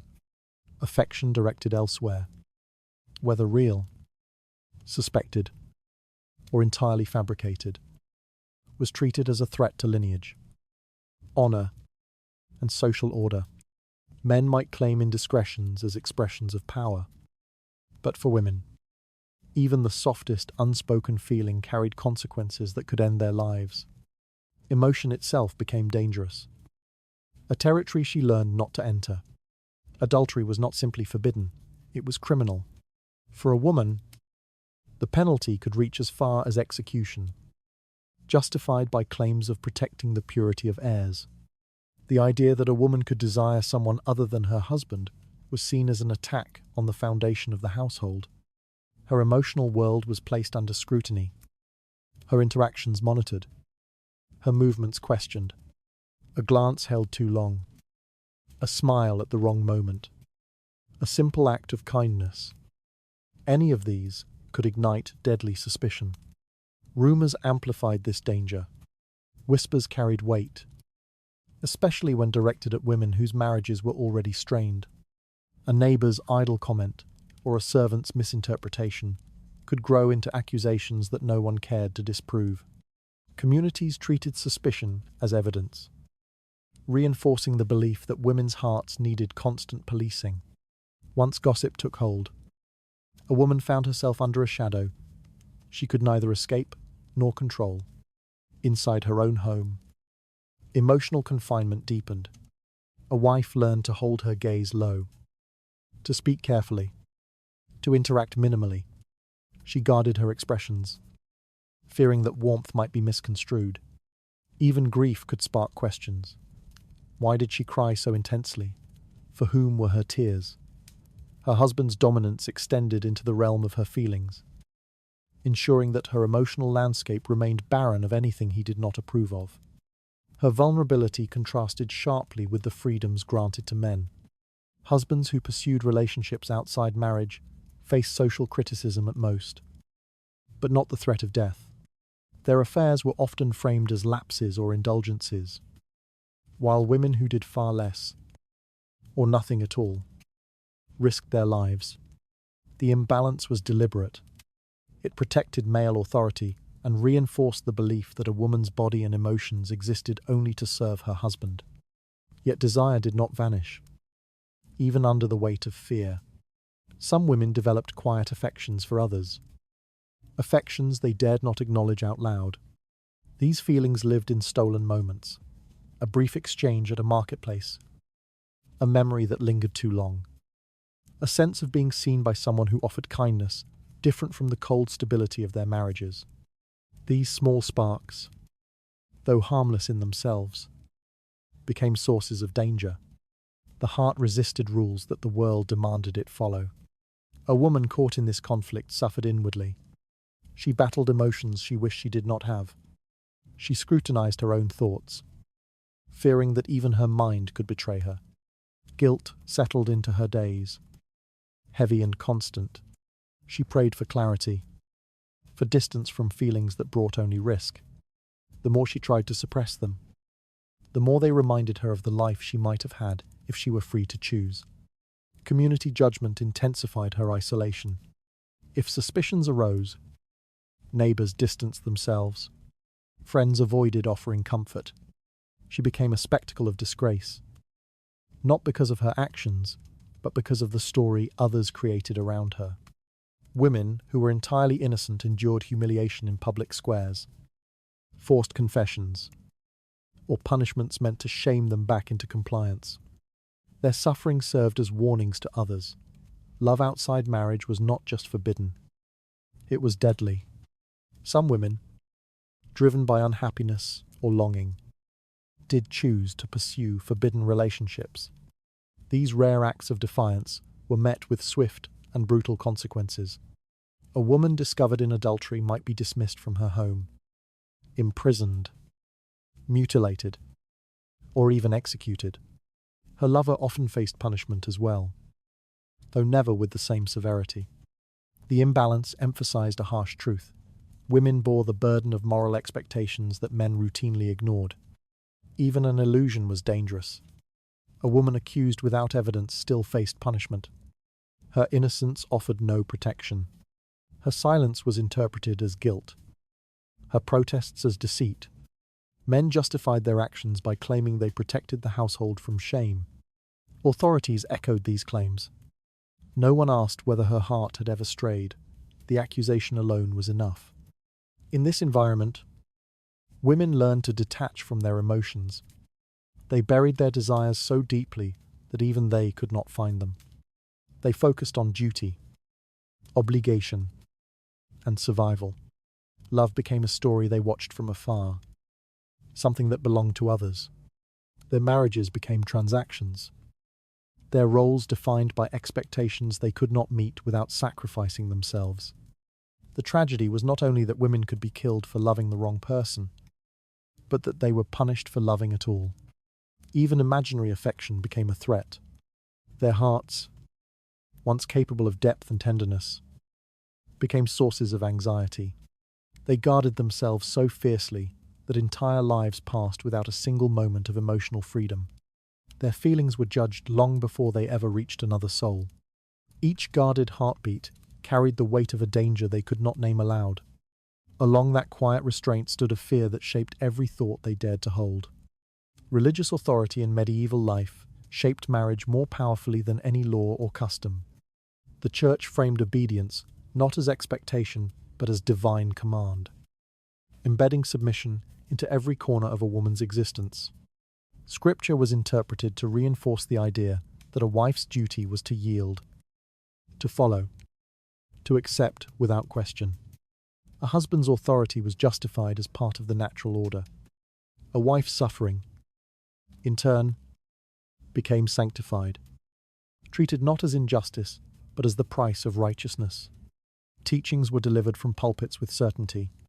Priests spoke of harmony achieved through hierarchy, insisting that families functioned best when husbands led and wives obeyed. These messages reached every household. Women, already limited in education, relied on religious leaders to explain the world to them. They listened, believing that their roles were ordained by forces beyond human control. Their obedience was framed as both virtuous and necessary, leaving little room for resistance. The Church offered comfort selectively. Men's failings were forgiven with gentle counsel, while women's failings were cited as moral shortcomings. When husbands were harsh, priests encouraged wives to endure patiently. When wives expressed distress, priests urged them to reflect on their own shortcomings. This pattern kept women trapped within marriages that harmed them, convincing them that perseverance, not change, was the path to salvation. Doctrine shaped community expectations as well. A woman who questioned her husband's decisions risked being labeled disobedient or sinful. Gossip spread easily, fueled by the belief that a good wife should not resist authority. Even a minor disagreement could be interpreted as rebellion. Neighbors watched closely, assessing a woman's behavior through the lens of religious propriety. Virtue became a public measure, applied harshly and unevenly. The internal pressure was heavier still. Women absorbed these teachings until they echoed inside their own minds. They prayed for patience rather than protection. They blamed themselves for circumstances they could not alter. Each disappointment or injury became something they believed they should bear quietly. Faith, which could have offered comfort, became instead a tool that deepened their resignation. Confession provided no escape. Wives who sought guidance were urged to save their marriages through submission. The struggle within their homes was reframed as a test of endurance. Their suffering was compared to spiritual trials, implying that accepting mistreatment made them more virtuous. No one asked whether the harm they endured was wrong. Instead, they were told that enduring it proved their devotion. Religious texts were interpreted in ways that aligned with patriarchal control. Verses emphasizing obedience were repeated frequently, while those speaking of compassion or mutual respect were neglected. Men referenced these teachings to justify demands, assuring themselves that their authority came from divine will. Women internalized the idea that obedience ensured their spiritual worth. The imbalance was not merely social but sacred, making it harder to question and nearly impossible to challenge. Festivals, gatherings, and sermons reinforced the same message. Stories of virtuous women highlighted quiet endurance, unwavering loyalty, and modest silence. Tales of disobedient women ended in suffering or divine punishment.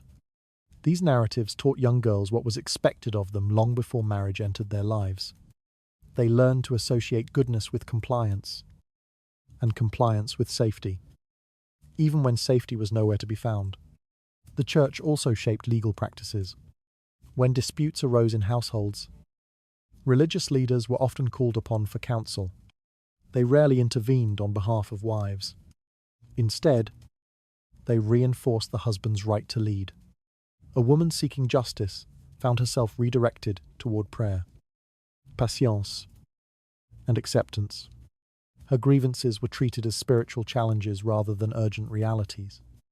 The authority of the Church ensured that these interpretations spread widely, setting standards that governed even secular decisions.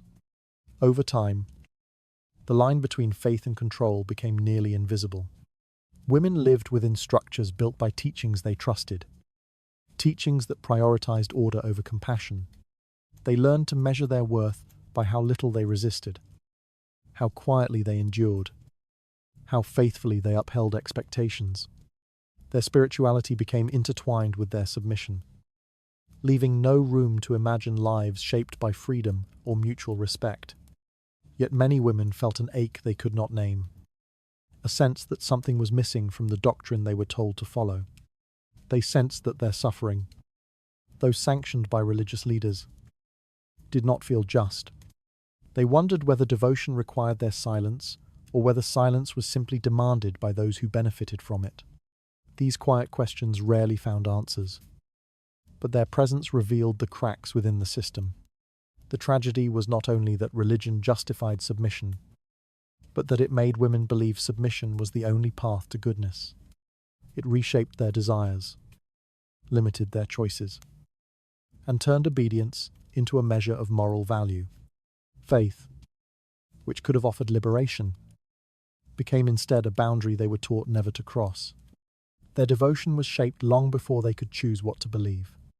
Each whispered teaching settled over their lives with the weight of inevitability. Within that solemn guidance lay a silence too deep for them to question aloud. Legal authority in medieval society was constructed in ways that excluded women long before they ever approached a courtroom. A wife who sought justice discovered quickly that the law did not recognize her as an independent person. Her grievances were filtered through her husband's rights, her voice diminished by procedures that treated her as secondary, and her suffering weighed against norms that favored male authority at every turn. The law was not merely indifferent to her struggles, it was structured to overlook them. A woman could not bring legal charges against her husband, no matter how severe the wrongdoing. Violence, abandonment, theft of her property, or endangerment of her children. All of these were matters the law framed as domestic concerns, beyond its interest. She was expected to endure or seek the mediation of relatives and clergy, who often urged her to maintain peace rather than pursue fairness. Even when harm was visible, the legal system refused to see it. Her testimony itself lacked standing. In disputes involving men, a woman's word was considered insufficient unless supported by male witnesses. This requirement rendered her effectively silent in situations where none existed. She could describe events with precision, recall details accurately, and speak with honesty. Yet her account remained incomplete in the eyes of the court. Truth became something she could not deliver alone, even when she was the only one present. This imbalance extended beyond criminal matters. Issues of property, inheritance, and contract were shaped by rules that saw women as unreliable custodians of assets. Marriage transferred a woman's possessions to her husband. Her wages, if she worked, belonged legally to him. If she attempted to challenge unfair treatment, she encountered laws that recognized her primarily as a dependent. She could owe obligations, but she could not claim rights with equal force. Courtrooms themselves reflected this inequality. Proceedings were conducted by men, governed by male interpretation of custom, and enforced through institutions that saw female autonomy as a threat to social order. Judges, clerks, advocates, and officials answered to one another, creating a closed circle where women's experiences were abstracted into categories shaped by those who never lived them. Her pain became evident only when it served another man's argument. When women were involved in disputes, they were often treated as extensions of the men around them. A father represented his unmarried daughter, a husband represented his wife. If the conflict concerned mistreatment within the marriage, the husband became both the accused and the legal voice through which her side of the story was presented. The absurdity was apparent, yet accepted without question. It preserved the structure of authority, which valued order over justice. Women learned early that the law did not offer protection. This knowledge shaped their decisions long before they faced crises. They hesitated to speak about mistreatment, knowing no institution would intervene. They endured humiliation, knowing their credibility would be dismissed. They remained in harmful homes, knowing that leaving would strip them of children, property, and safety. The law's indifference became a quiet force shaping their lives, teaching compliance as a survival strategy. Even in cases where women were victims of crimes outside the home, the court's scrutiny often shifted onto them. Their reputations were examined, their behavior questioned, their morality weighed. A woman who failed to conform to expectations of modesty found her credibility evaporating. Her suffering mattered less than her perceived virtue. Meanwhile, men accused of harm received the benefit of the doubt, their actions softened by arguments about intention, misunderstanding, or honor. Legal punishments reflected the same disparity. Women convicted of crimes faced harsh penalties, sometimes harsher than those imposed on men for similar offenses. Accusations of sexual misconduct drew particular severity. Society feared disorder rooted in female autonomy, and the legal system reflected this anxiety. Authority used punishment as a warning, reinforcing the idea that women who stepped outside prescribed boundaries threatened the community. Despite the obstacles, some women attempted to navigate the legal system. They appealed to local courts, wrote petitions, or sought arbitration. These efforts rarely succeeded, but they revealed a quiet determination to be heard, even when denied. These women demonstrated an awareness of their dignity that the law refused to acknowledge. Their persistence, though often forgotten, marked the beginning of shifts that would occur centuries later. What remained constant was the silence imposed by legal norms. Women learned to accept judgments without speaking, to witness unfairness without resisting, to internalize the message that justice was not designed for them. Their experiences lived outside official records, in whispered stories shared with trusted friends, in sorrow carried through daily routines, in the fragile hope that their daughters might someday face a different world.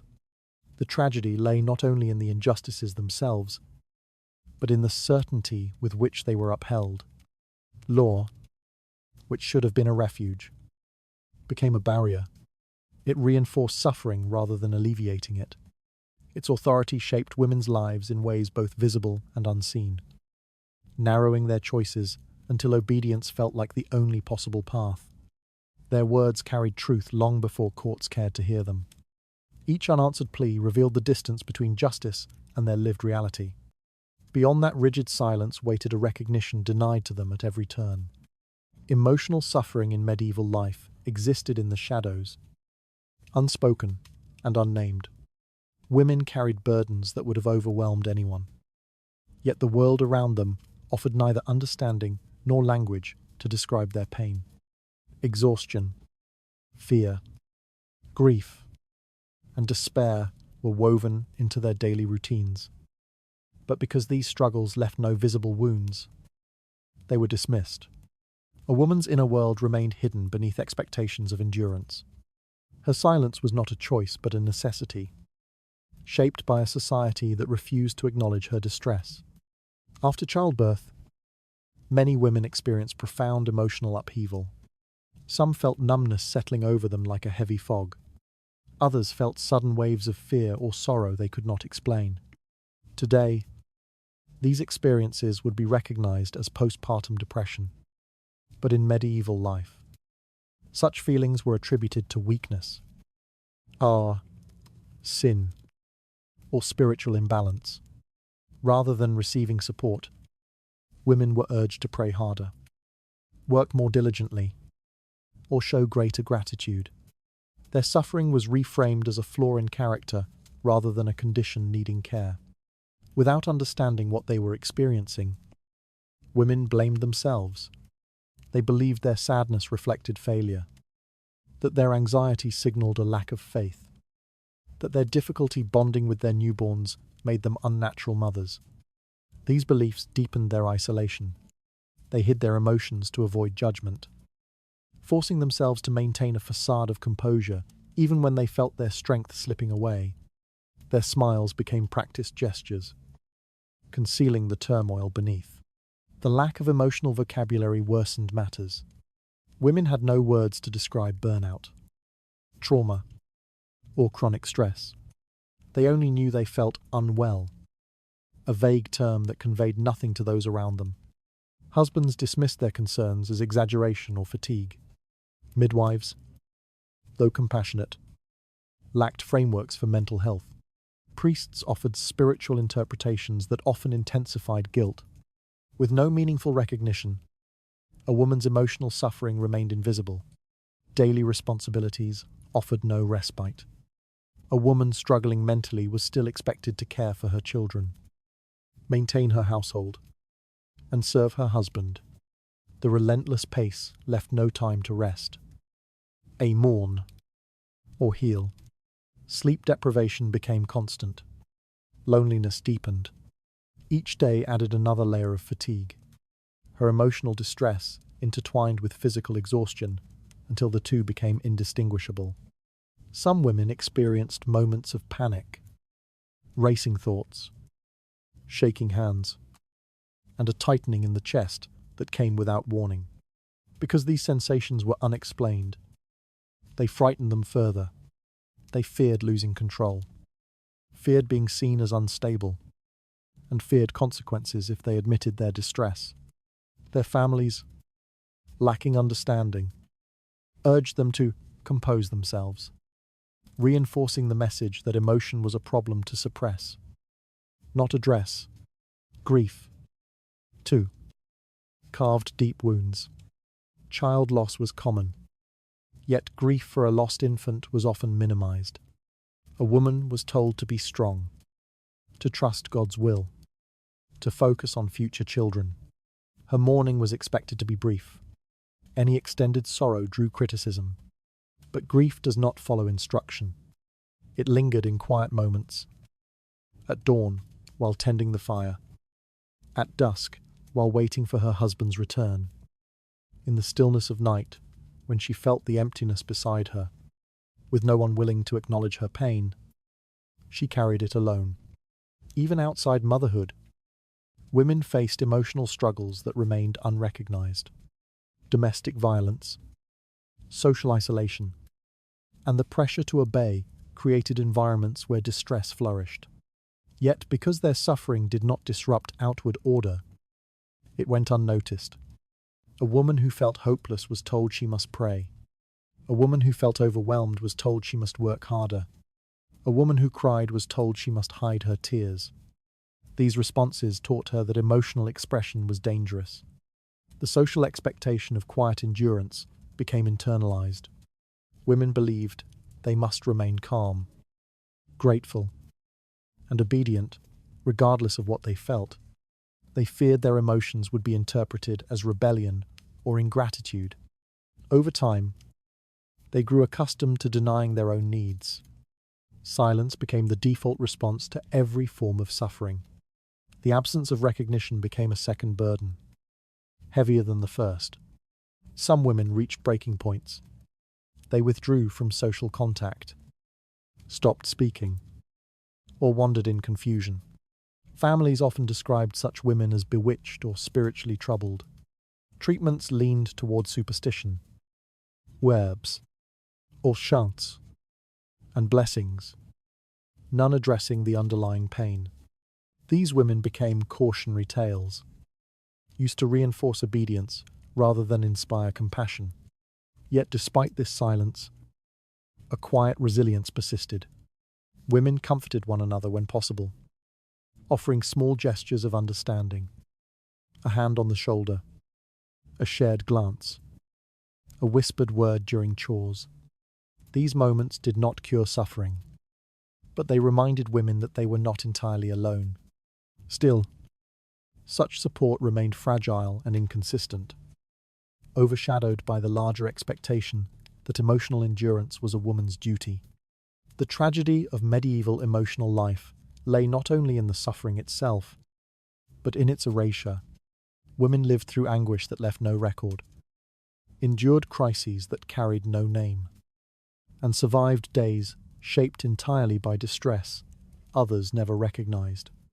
Their stories faded into the background of history, overshadowed by the tasks they performed dutifully. Even while breaking inwardly, their quiet despair unfolded long before anyone thought to call it suffering. Each hidden ache revealed the weight of burdens they were expected to bear without question. Beyond that unspoken struggle lay a truth no one around them cared to hear. A medieval woman's hours did not belong to her.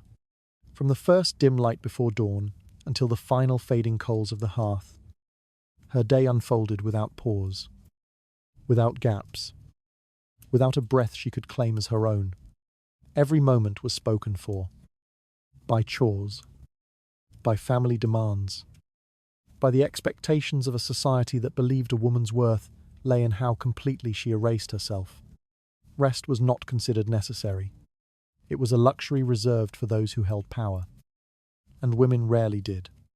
Before the sun rose, she was already awake, tending to the fire so the household would not wake to cold ashes. She swept, kneaded dough, hauled water, fed animals, prepared breakfast, and checked on children still wrapped in blankets. Her hands moved automatically, shaped by years of repetition. There was no gentle start to the day, no moment of quiet reflection. Her tasks were waiting, and the world expected her to meet them without hesitation. If she paused, even briefly, someone would call her name. A child is crying, a husband demanding help, a neighbor is asking for assistance. The rhythm of her day was dictated entirely by others. Any attempt to slow down was viewed as shirking responsibility. A woman who rested too long risked being labeled lazy, selfish, or wasteful. Her body existed to serve.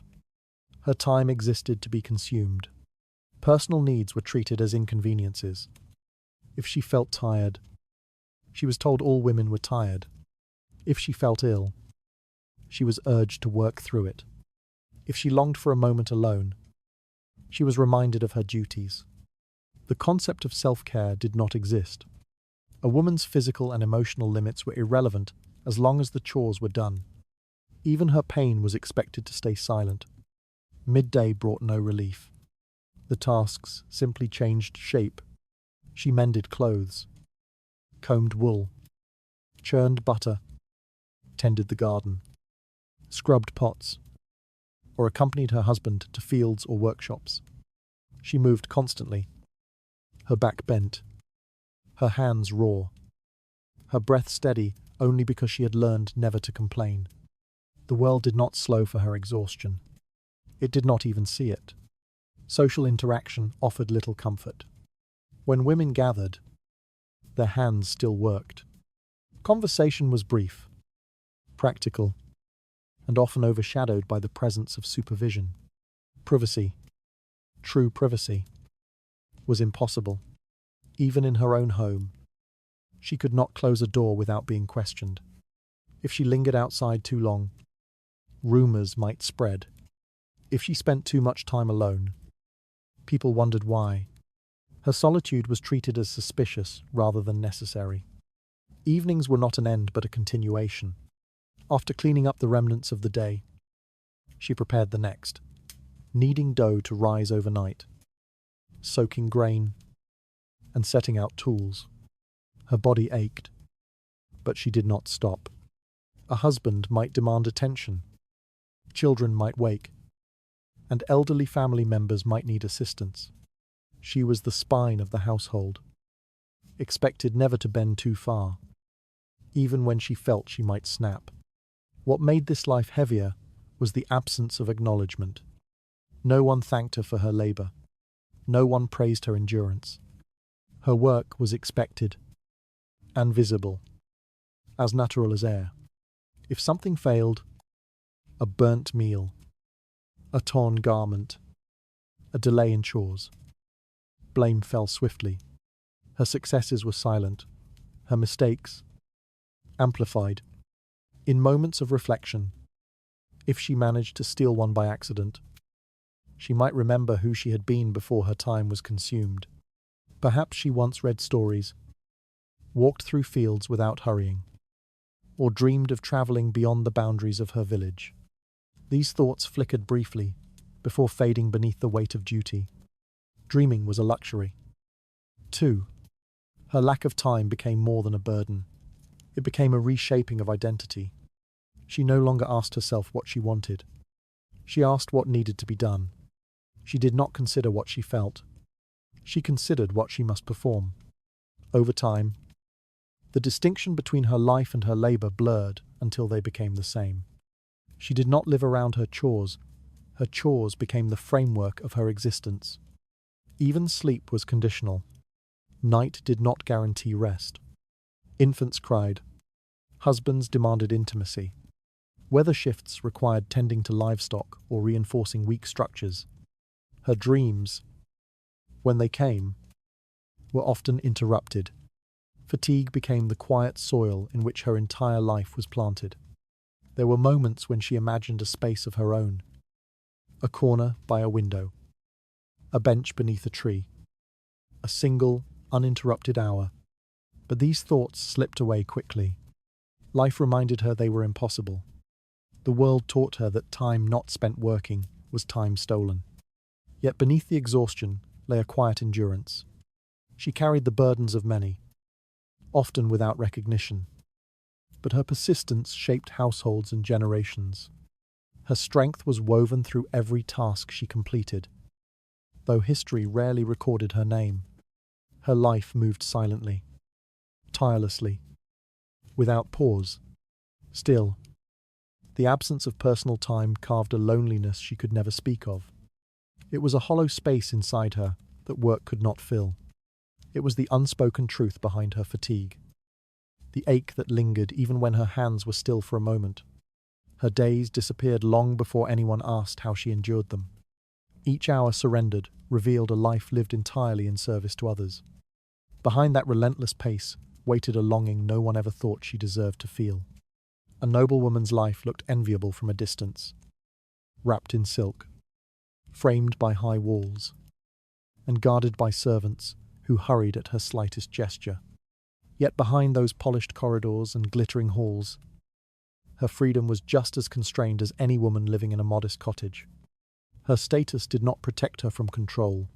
It only disguised the chains that held her. People imagined she lived in comfort. But comfort meant nothing when every decision was made for her long before she learned to speak her own desires. Her marriage was decided at the writing desk of men who never asked her what she wanted. Negotiations happened quietly, sealed with signatures and coin, often before she was old enough to understand the meaning of the word union. She was not a bride by choice. She was a link between families, a diplomatic gesture, a stepping stone in an agreement designed to strengthen alliances or secure land. The moment her parents chose her future husband, her path narrowed, and the illusion of privilege became a narrow corridor she was expected to walk without hesitation. On the day she left her childhood home, dressed in layers of embroidered fabric, people said she looked radiant. They did not see the quiet dread under her calm posture. A noble woman was expected to carry herself with grace, to hide fear beneath carefully arranged hair and smiling lips. Even her appearance was not her own. Maids arranged her face, governesses corrected her posture, and relatives reminded her that beauty was part of her duty, a symbol of her family's pride. Her body became a canvas, perfected for display, judged before she even entered the hall where her marriage feast awaited. Inside her new home, the walls were taller, the rooms grander, but they did not offer her space. Every movement was observed. Servants reported her moods, advisors reminded her of her responsibilities, relatives whispered about the importance of obedience. Her husband's authority extended to her thoughts, her letters, her friendships. Even her daily schedule was dictated by expectations she never agreed to. She lived surrounded by people, yet isolation wrapped itself around her like a second skin. Noble women, were not expected to wander freely. Their reputations were delicate constructs, and any misstep could stain the honor of the entire household. A wrong glance, a too long conversation, a walk unaccompanied. They all carried risk. Her life unfolded under constant supervision, her steps echoing softly along stone corridors, where she was never truly alone. The quiet weight of scrutiny followed her everywhere. People outside imagined noble women spent their days in leisure, embroidery, lessons, and music. But those activities were obligations, not pleasures. Each task was another demonstration of discipline, another reminder of the role she had been shaped to fulfill. She learned languages and etiquette not for her own growth, but to serve her husband's standing in society. She practiced instruments not because she loved music, but because the skill made her husband appear more refined. Even her clothing was a burden. Silk gowns were heavy, layered, and restrictive. Jewels weighed on her neck and wrists. The powder on her face masked exhaustion she could not acknowledge. Every part of her presentation was crafted to maintain an image of grace. It looked beautiful, but beauty demanded stillness, silence, and obedience. The world saw elegance. She felt constraint. Her emotional life was no freer. She was expected to remain loyal to a man she had not chosen, to bear children whether she was ready or not, and to accept that affection, if it came at all, was something she must earn through compliance. If her husband was cruel, she had no recourse. If he was distant, she had no right to complain. Her duty was to endure, and endurance became a quiet, constant ache beneath her daily tasks. The walls of the castle did not protect her from fear. In many ways, they amplified it. Every hallway reminded her of her obligations. Every locked gate reinforced the limits placed on her. Her world felt vast only in the expectations placed upon her, not in the freedom she was allowed to pursue. And yet, she learned to adapt. Noble women often developed a careful inner life. Thoughts hidden beneath polite smiles. Hopes tucked between sentences. Resilience carried in silence. They became experts at managing appearances, disguising discomfort, and navigating power structures that were never built for them. Their strength rarely showed outwardly, but it shaped the private corners of their days.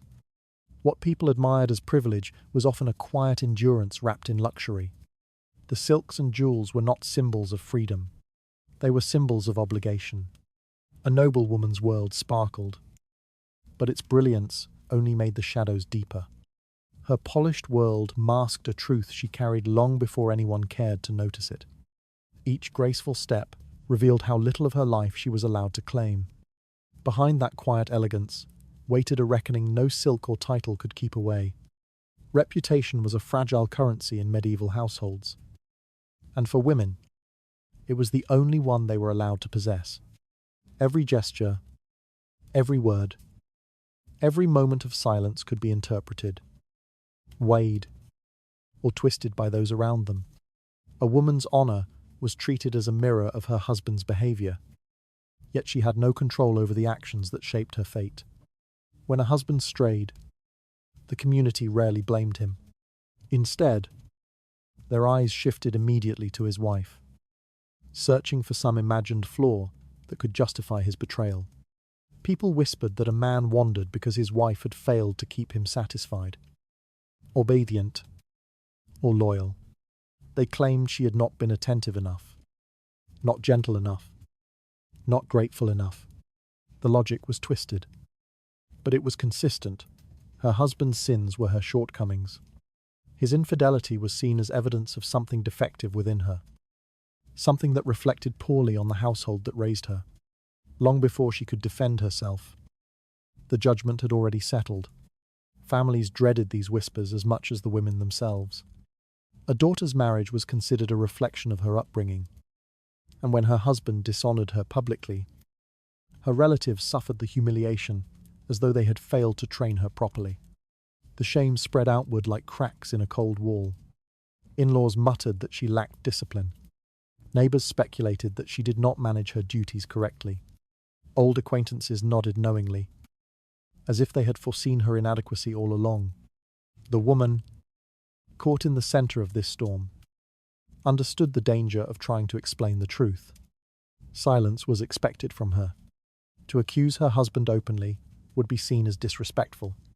To plead innocence would be dismissed as a denial. To show pain would be condemned as weakness. She was required to bear the disgrace quietly, keeping her posture straight even as her reputation dissolved around her. She learned quickly that honour was not something she managed alone. It depended on the behaviour of a man who had little incentive to protect it. His reputation could recover easily. Hers might never recover at all. A single rumour could cling to her for years, shaping how she was treated, where she was allowed to appear, and whether she would ever be trusted again. Even after the affair ended, the stain remained. A whispered accusation lasted longer than any apology. Inside the household, the betrayal carried its own consequences. Servants watched her carefully, gauging how she responded. They repeated what they saw in the corners of the castle and the shadows of the courtyard. She was judged not only by what she said, but by how she moved, how she breathed, how she attempted to carry on. If she was too calm, they suspected she did not care. If she was too distressed, they accused her of provoking her husband. There was no acceptable way to grieve. Her husband, meanwhile, rarely faced scrutiny. Male desire was considered natural, even inevitably. If he strayed, it was framed as a lapse, a forgivable indulgence. People excused his actions with familiar phrases. Men were weak. Men were tempted. Men could not always control themselves. The wife, however, was expected to carry the burden of his choices in silence.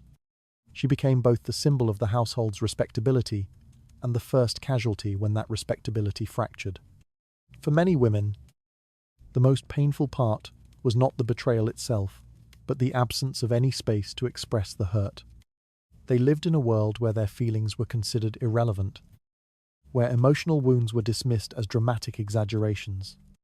A noblewoman or a peasant woman might share this same fate. The structure of marriage imposed the same expectations across class lines. To endure without protest was considered evidence of virtue.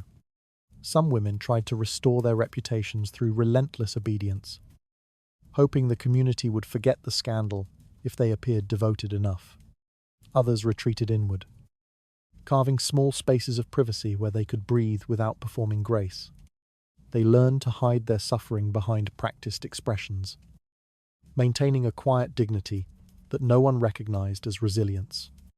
Even then, the shadow of their husband's wrongdoing followed them long after the affair had faded from conversation.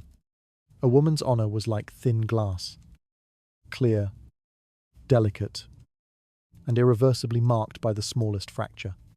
A man's dishonor could be washed away by time, but hers lingered, echoing in every room she entered and every greeting she received. It shaped her future, her interactions, and her sense of self. She understood that she would always be blamed for a fault that was never hers to begin with. The world demanded that she protect a dignity constantly threatened by forces outside her control.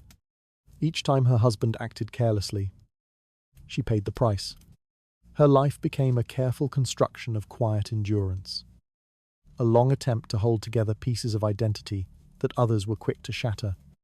What she lost was not just reputation, it was the illusion that she could ever truly safeguard it. Her standing was fractured long before she was given any chance to defend it. Every careless act around her revealed how little control she ever possessed. Past that fragile silence lingered a truth waiting to expose what honor really meant. Widowhood was often imagined as a doorway to freedom, a moment when a woman could finally breathe without the constant demands of a husband or the endless expectations of married life. But in the medieval world, the death of a husband did not open any doors. Instead, it shifted the weight of control from one man to another. leaving the widow in the same tightening circle she had always lived in. People assumed she had gained independence. But independence was something she would never be permitted to hold. When her husband died, the household changed tone, but the structure remained firmly in place. Advisors, relatives, and servants moved around her with a practiced certainty, acting as though she was too fragile or too ignorant to manage her own affairs. They explained decisions to her as if she were a child, even though she had spent years running the daily rhythms of the home. She understood the routines, the finances, and the responsibilities far better than they did. Yet she was rarely asked what she wished to do. Her grief was expected to follow certain rules. She had to mourn visibly but modestly, neither too much nor too little. If she grieved too deeply, people claimed she was unstable. If she grieved too lightly, they whispered that she had never loved her husband.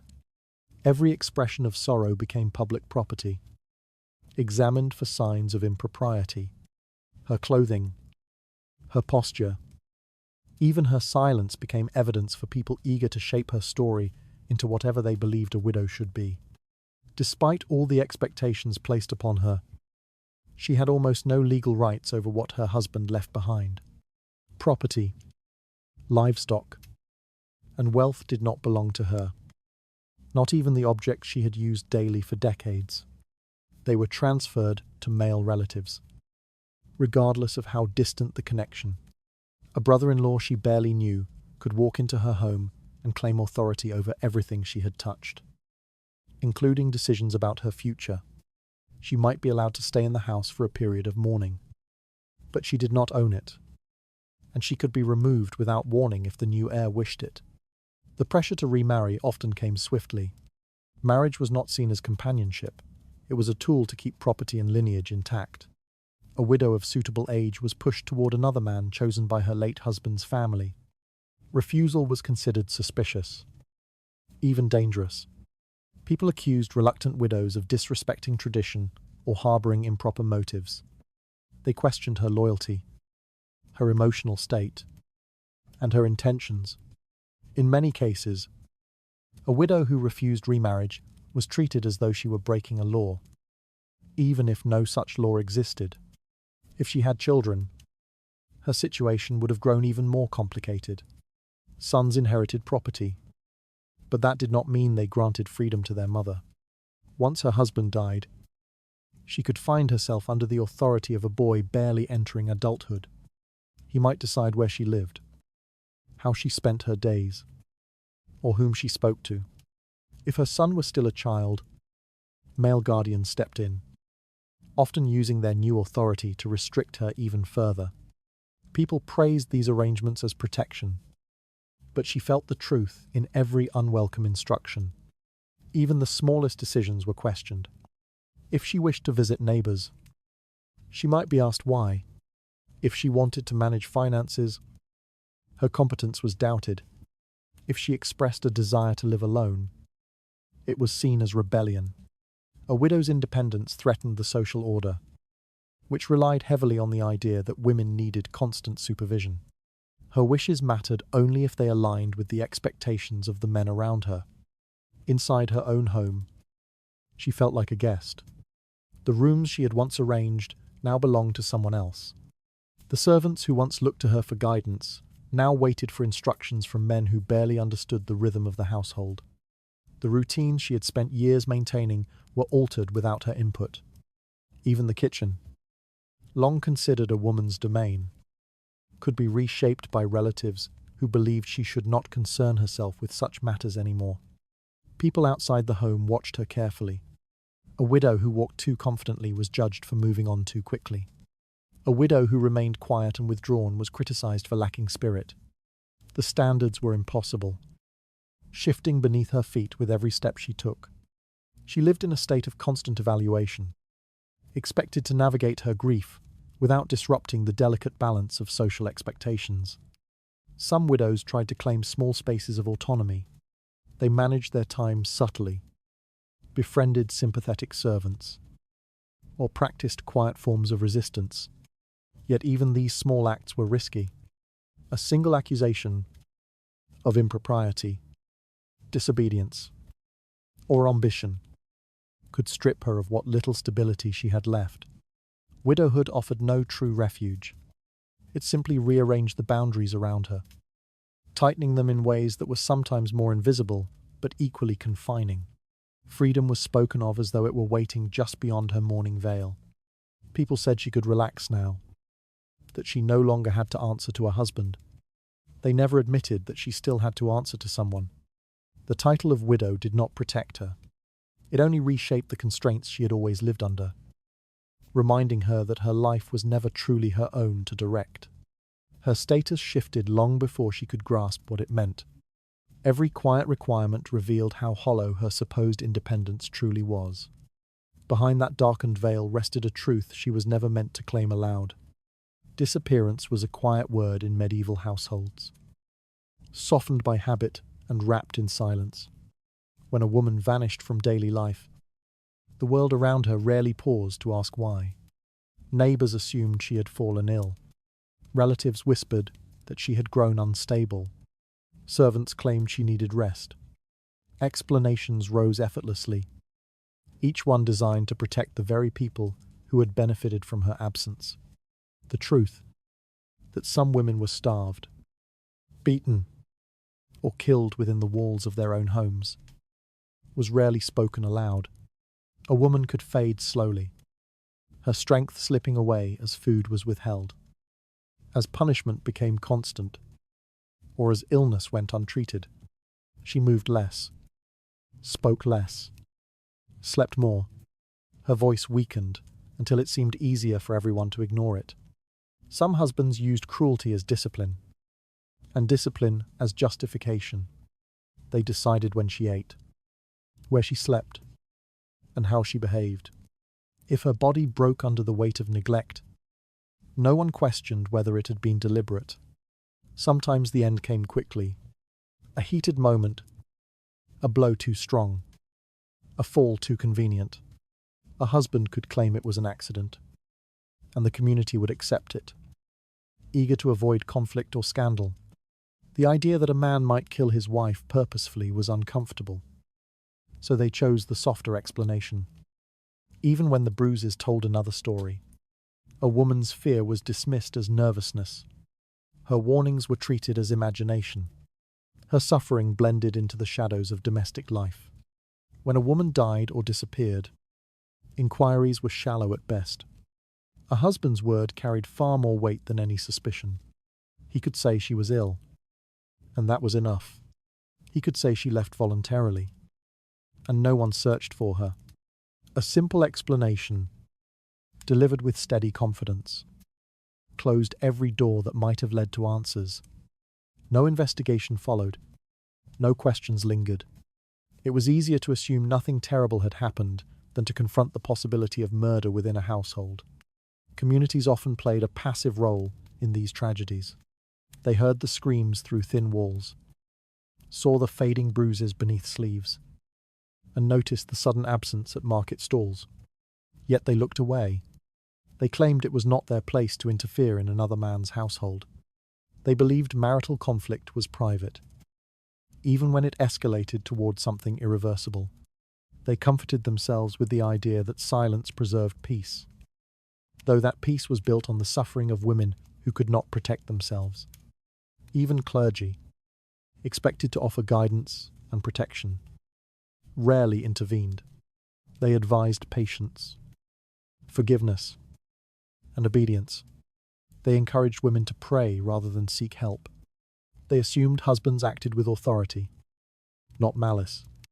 If a woman vanished, they offered condolences but no concern.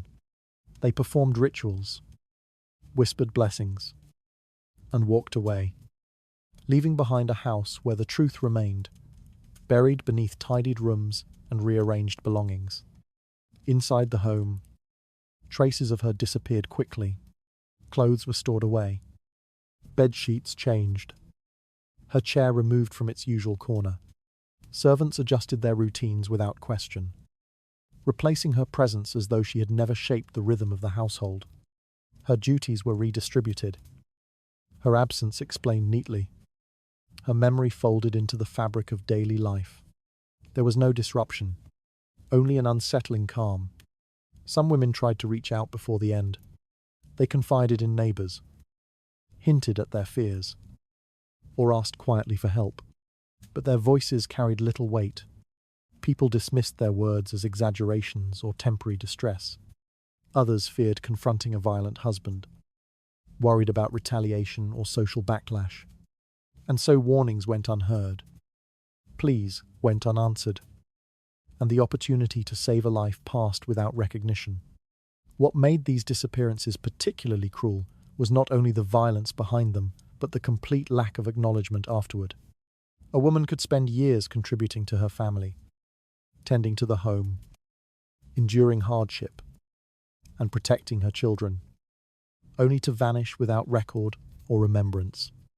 Her life ended in shadows, and history treated her absence as an unremarkable detail. A husband who caused her death often faced no punishment.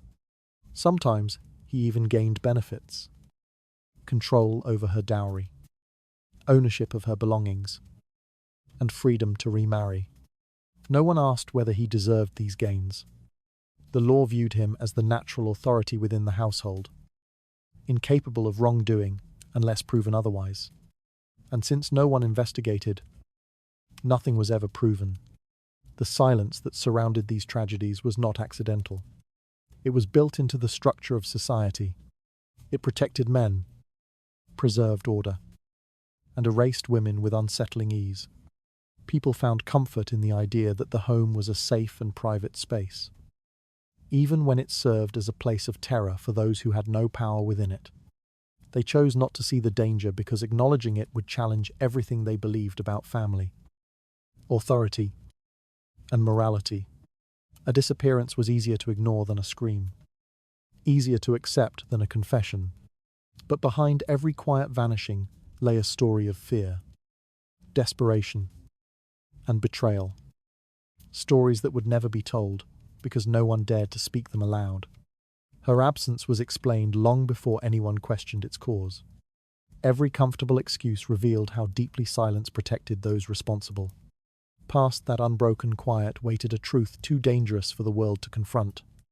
Rebellion was a word rarely spoken among medieval women, yet traces of it existed in the quietest corners of their lives. Most endured the limits imposed upon them, but a few refused to remain confined. Their defiance did not take the form of grand uprisings or public declarations. It emerged instead in small, desperate choices. Choices that revealed how deeply they longed for air beyond the narrow space they had been assigned. These women understood the price of disobedience, yet they still moved toward danger, driven by the simple desire to survive on their own terms. Some escaped under the cover of night. They slipped out of houses where each room had become a cage, leaving behind possessions they could not carry and memories too heavy to bring along. Their footsteps blended into the darkness, muffled by fear and urgency. They walked for hours, sometimes days, before reaching a road or a village where no one recognized them. Life as a wanderer was harsh.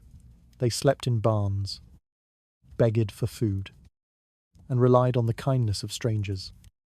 But even hardship felt lighter than the weight they had fled. Others vanished more quietly, slipping away during moments when no one was watching. They planned for weeks, saving scraps of bread or hiding small coins in the hems of their skirts. When the chance came, they seized it, moving with a calm that disguised the wild beating of their hearts. These escapes rarely ended in comfort. Many were caught, dragged back, and punished for daring to run. Yet even those who failed revealed a truth their society refused to admit, that obedience was not always chosen, and suffering was not always accepted. Some sought freedom through transformation. These women studied the behavior, speech, and clothing of men, reshaping themselves into figures the world would overlook. They bound their chests, cut their hair, and adopted the gait of travelers. Disguised, They could move through streets without scrutiny, take on labor that paid coin, or simply walk without being questioned. For the first time, they could experience the sensation of space, of choosing a direction and following it without fear. It was a brief illusion of equality, but it revealed what had been denied to them since birth. Living as a man required constant vigilance. They spoke little, avoided eye contact, and moved with an intentional confidence they did not feel. Discovery meant danger, ridicule, accusation, or worse, but the risk was worth the chance to breathe freely. In taverns, markets, or remote paths, these disguised women discovered how differently the world behaved when it believed a man was walking through it. Doors opened without question. Warnings softened. Suspicion faded. They learned that most of the limitations placed on them had nothing to do with ability and everything to do with expectation. Still, society viewed their defiance as madness. A woman who fled her husband was labelled unstable. A woman who dressed as a man was called unnatural. A woman who fought for freedom was dismissed as irrational. Their actions were interpreted through a lens that protected the established order. Rather than asking why these women ran or disguised themselves, people focused on condemning their refusal to remain where they were assigned. Survival was framed as rebellion. Independence was framed as an illness. Even sympathetic observers struggled to understand these choices. They pitied the women, but did not imagine helping them escape. They whispered about cruelty within certain households, but their whispers never became interventions. The women who ran learned quickly that they could rely on no one but themselves. Their courage grew not from hope of support, but from the absence of it. On the roads, they encountered others like them. Servants who fled violence, wives escaping forced marriages, and young girls determined to avoid futures they could not bear. Some travelled together for a short time, sharing bread and borrowed clothing. They exchanged stories softly, describing the lives they had abandoned, the dangers they faced, and the uncertain paths ahead. These temporary alliances offered warmth in a world that saw them as intruders. But the bonds rarely lasted. Survival demanded mobility, and mobility demanded solitude. Those who managed to remain free rarely left a trace in written history.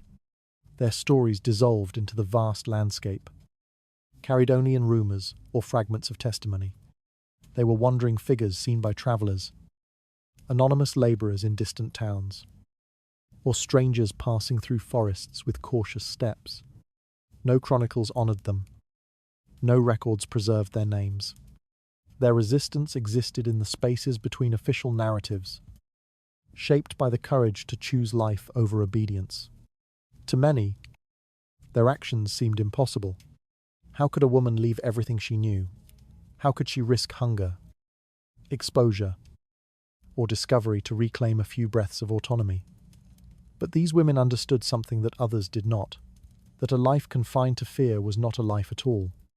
Their defiance, though rare, exposed the fragile foundation of the system that sought to contain them. It showed that the walls built around women were not impenetrable. It showed that obedience was not instinctive, but enforced. And it revealed the simplest truth of all, that even in the most oppressive environments, the human instinct to seek freedom cannot be extinguished entirely. Their resistance took shape long before anyone dared to acknowledge it. Every quiet act of escape revealed the limits of the world that tried to hold them. Beyond that fleeting freedom waited a question heavier than any chain they fled. History remembers crowns, battles, and kings, but it forgets the rooms where women suffered in silence. The chronicles of the medieval world speak endlessly of power, who gained it, who lost it, and who died fighting for it. Yet they devote almost no space to the women whose lives were shaped not by glory but by endurance. Their stories were not written because they did not serve the interests of those who recorded history. Their pain was dismissed as domestic life, their endurance absorbed into the background of a world that valued their obedience more than their existence. A medieval wife could live her entire life within a few stone walls, unseen by anyone outside her family. She could endure violence, neglect, hunger, and humiliation. Yet no chronicler would deem it important enough to record. Her suffering was not considered an event. It was simply part of the structure that held society together. Men's triumphs were celebrated. Women's wounds were expected. When scholars flipped through manuscripts centuries later, they found kings who slaughtered armies, nobles who built fortresses, and priests who shaped doctrine. But they did not find the names of the women who spent nights trembling beside men they feared. They did not find the stories of those who lost children in childbirth, who ate less so their sons could eat more, who bore bruises beneath layers of fabric. They did not find the thoughts of women who lay awake, listening to the wind, threading through the cracks of their homes, while their lives narrowed with every passing year. The silence in the records was not accidental. It was a reflection of priorities. Men documented what they believed mattered: political alliances, land disputes, and the lineage of noble families. A woman's suffering did not threaten the structure of power. It only reinforced it. Her endurance kept the household functioning, kept appearances intact, and kept unrest from spilling into the streets. Her pain was useful, so it was ignored. When people today imagine the medieval world, they picture knights on horseback, queens in gowns, and bustling markets. They rarely imagine a woman sitting on the floor of a dark room, holding her breath after a blow, or hiding her tears so her children would not see. They do not imagine the cleaning wounds she could not speak of, or quietly nursing grief she had no right to express. The myth of romance and chivalry persists, though it was built on the backs of women who had no choice but to endure. Some women tried to leave records of their experiences. Their letters were filled with hints, small phrases, coded lines, and gentle requests for understanding. But these letters often disappeared, discarded by husbands who deemed them unnecessary, or destroyed by time because no one valued them enough to preserve them. Their voices were fragile threads pulled loose from the fabric of history, unraveling before anyone could hold on to them. Even when a woman's suffering was visible, people explained it away. They said she was emotional, weak, or prone to exaggeration. They claimed she misunderstood her husband's intentions or failed to fulfill her duties. They blamed her upbringing, her behavior, or even her silence. Anything was easier than confronting the truth, that women were trapped in systems designed to deny them safety, autonomy, and recognition. Some women did not survive their marriages. They died in childbirth, from untreated injuries, from starvation, or at the hands of husbands who faced no consequences. Their graves were unmarked, their stories unspoken. Their deaths were folded into the ordinary flow of medieval life. A woman could vanish from a household, and the world would continue without question. Her absence was not an event, merely a change in routine. Others survived, but were broken in ways history never cared to examine. They carried invisible scars that shaped the rest of their lives, flinching at loud voices, fearing moments of quiet, and mistrusting the walls around them. They learned to measure their days by their husbands' moods, to anticipate danger from the sound of footsteps, to hide their thoughts behind expressions of obedience. These internal injuries left no record, but they were as real as any wound described in the chronicles of war. And yet, in the spaces history left empty, there was resilience.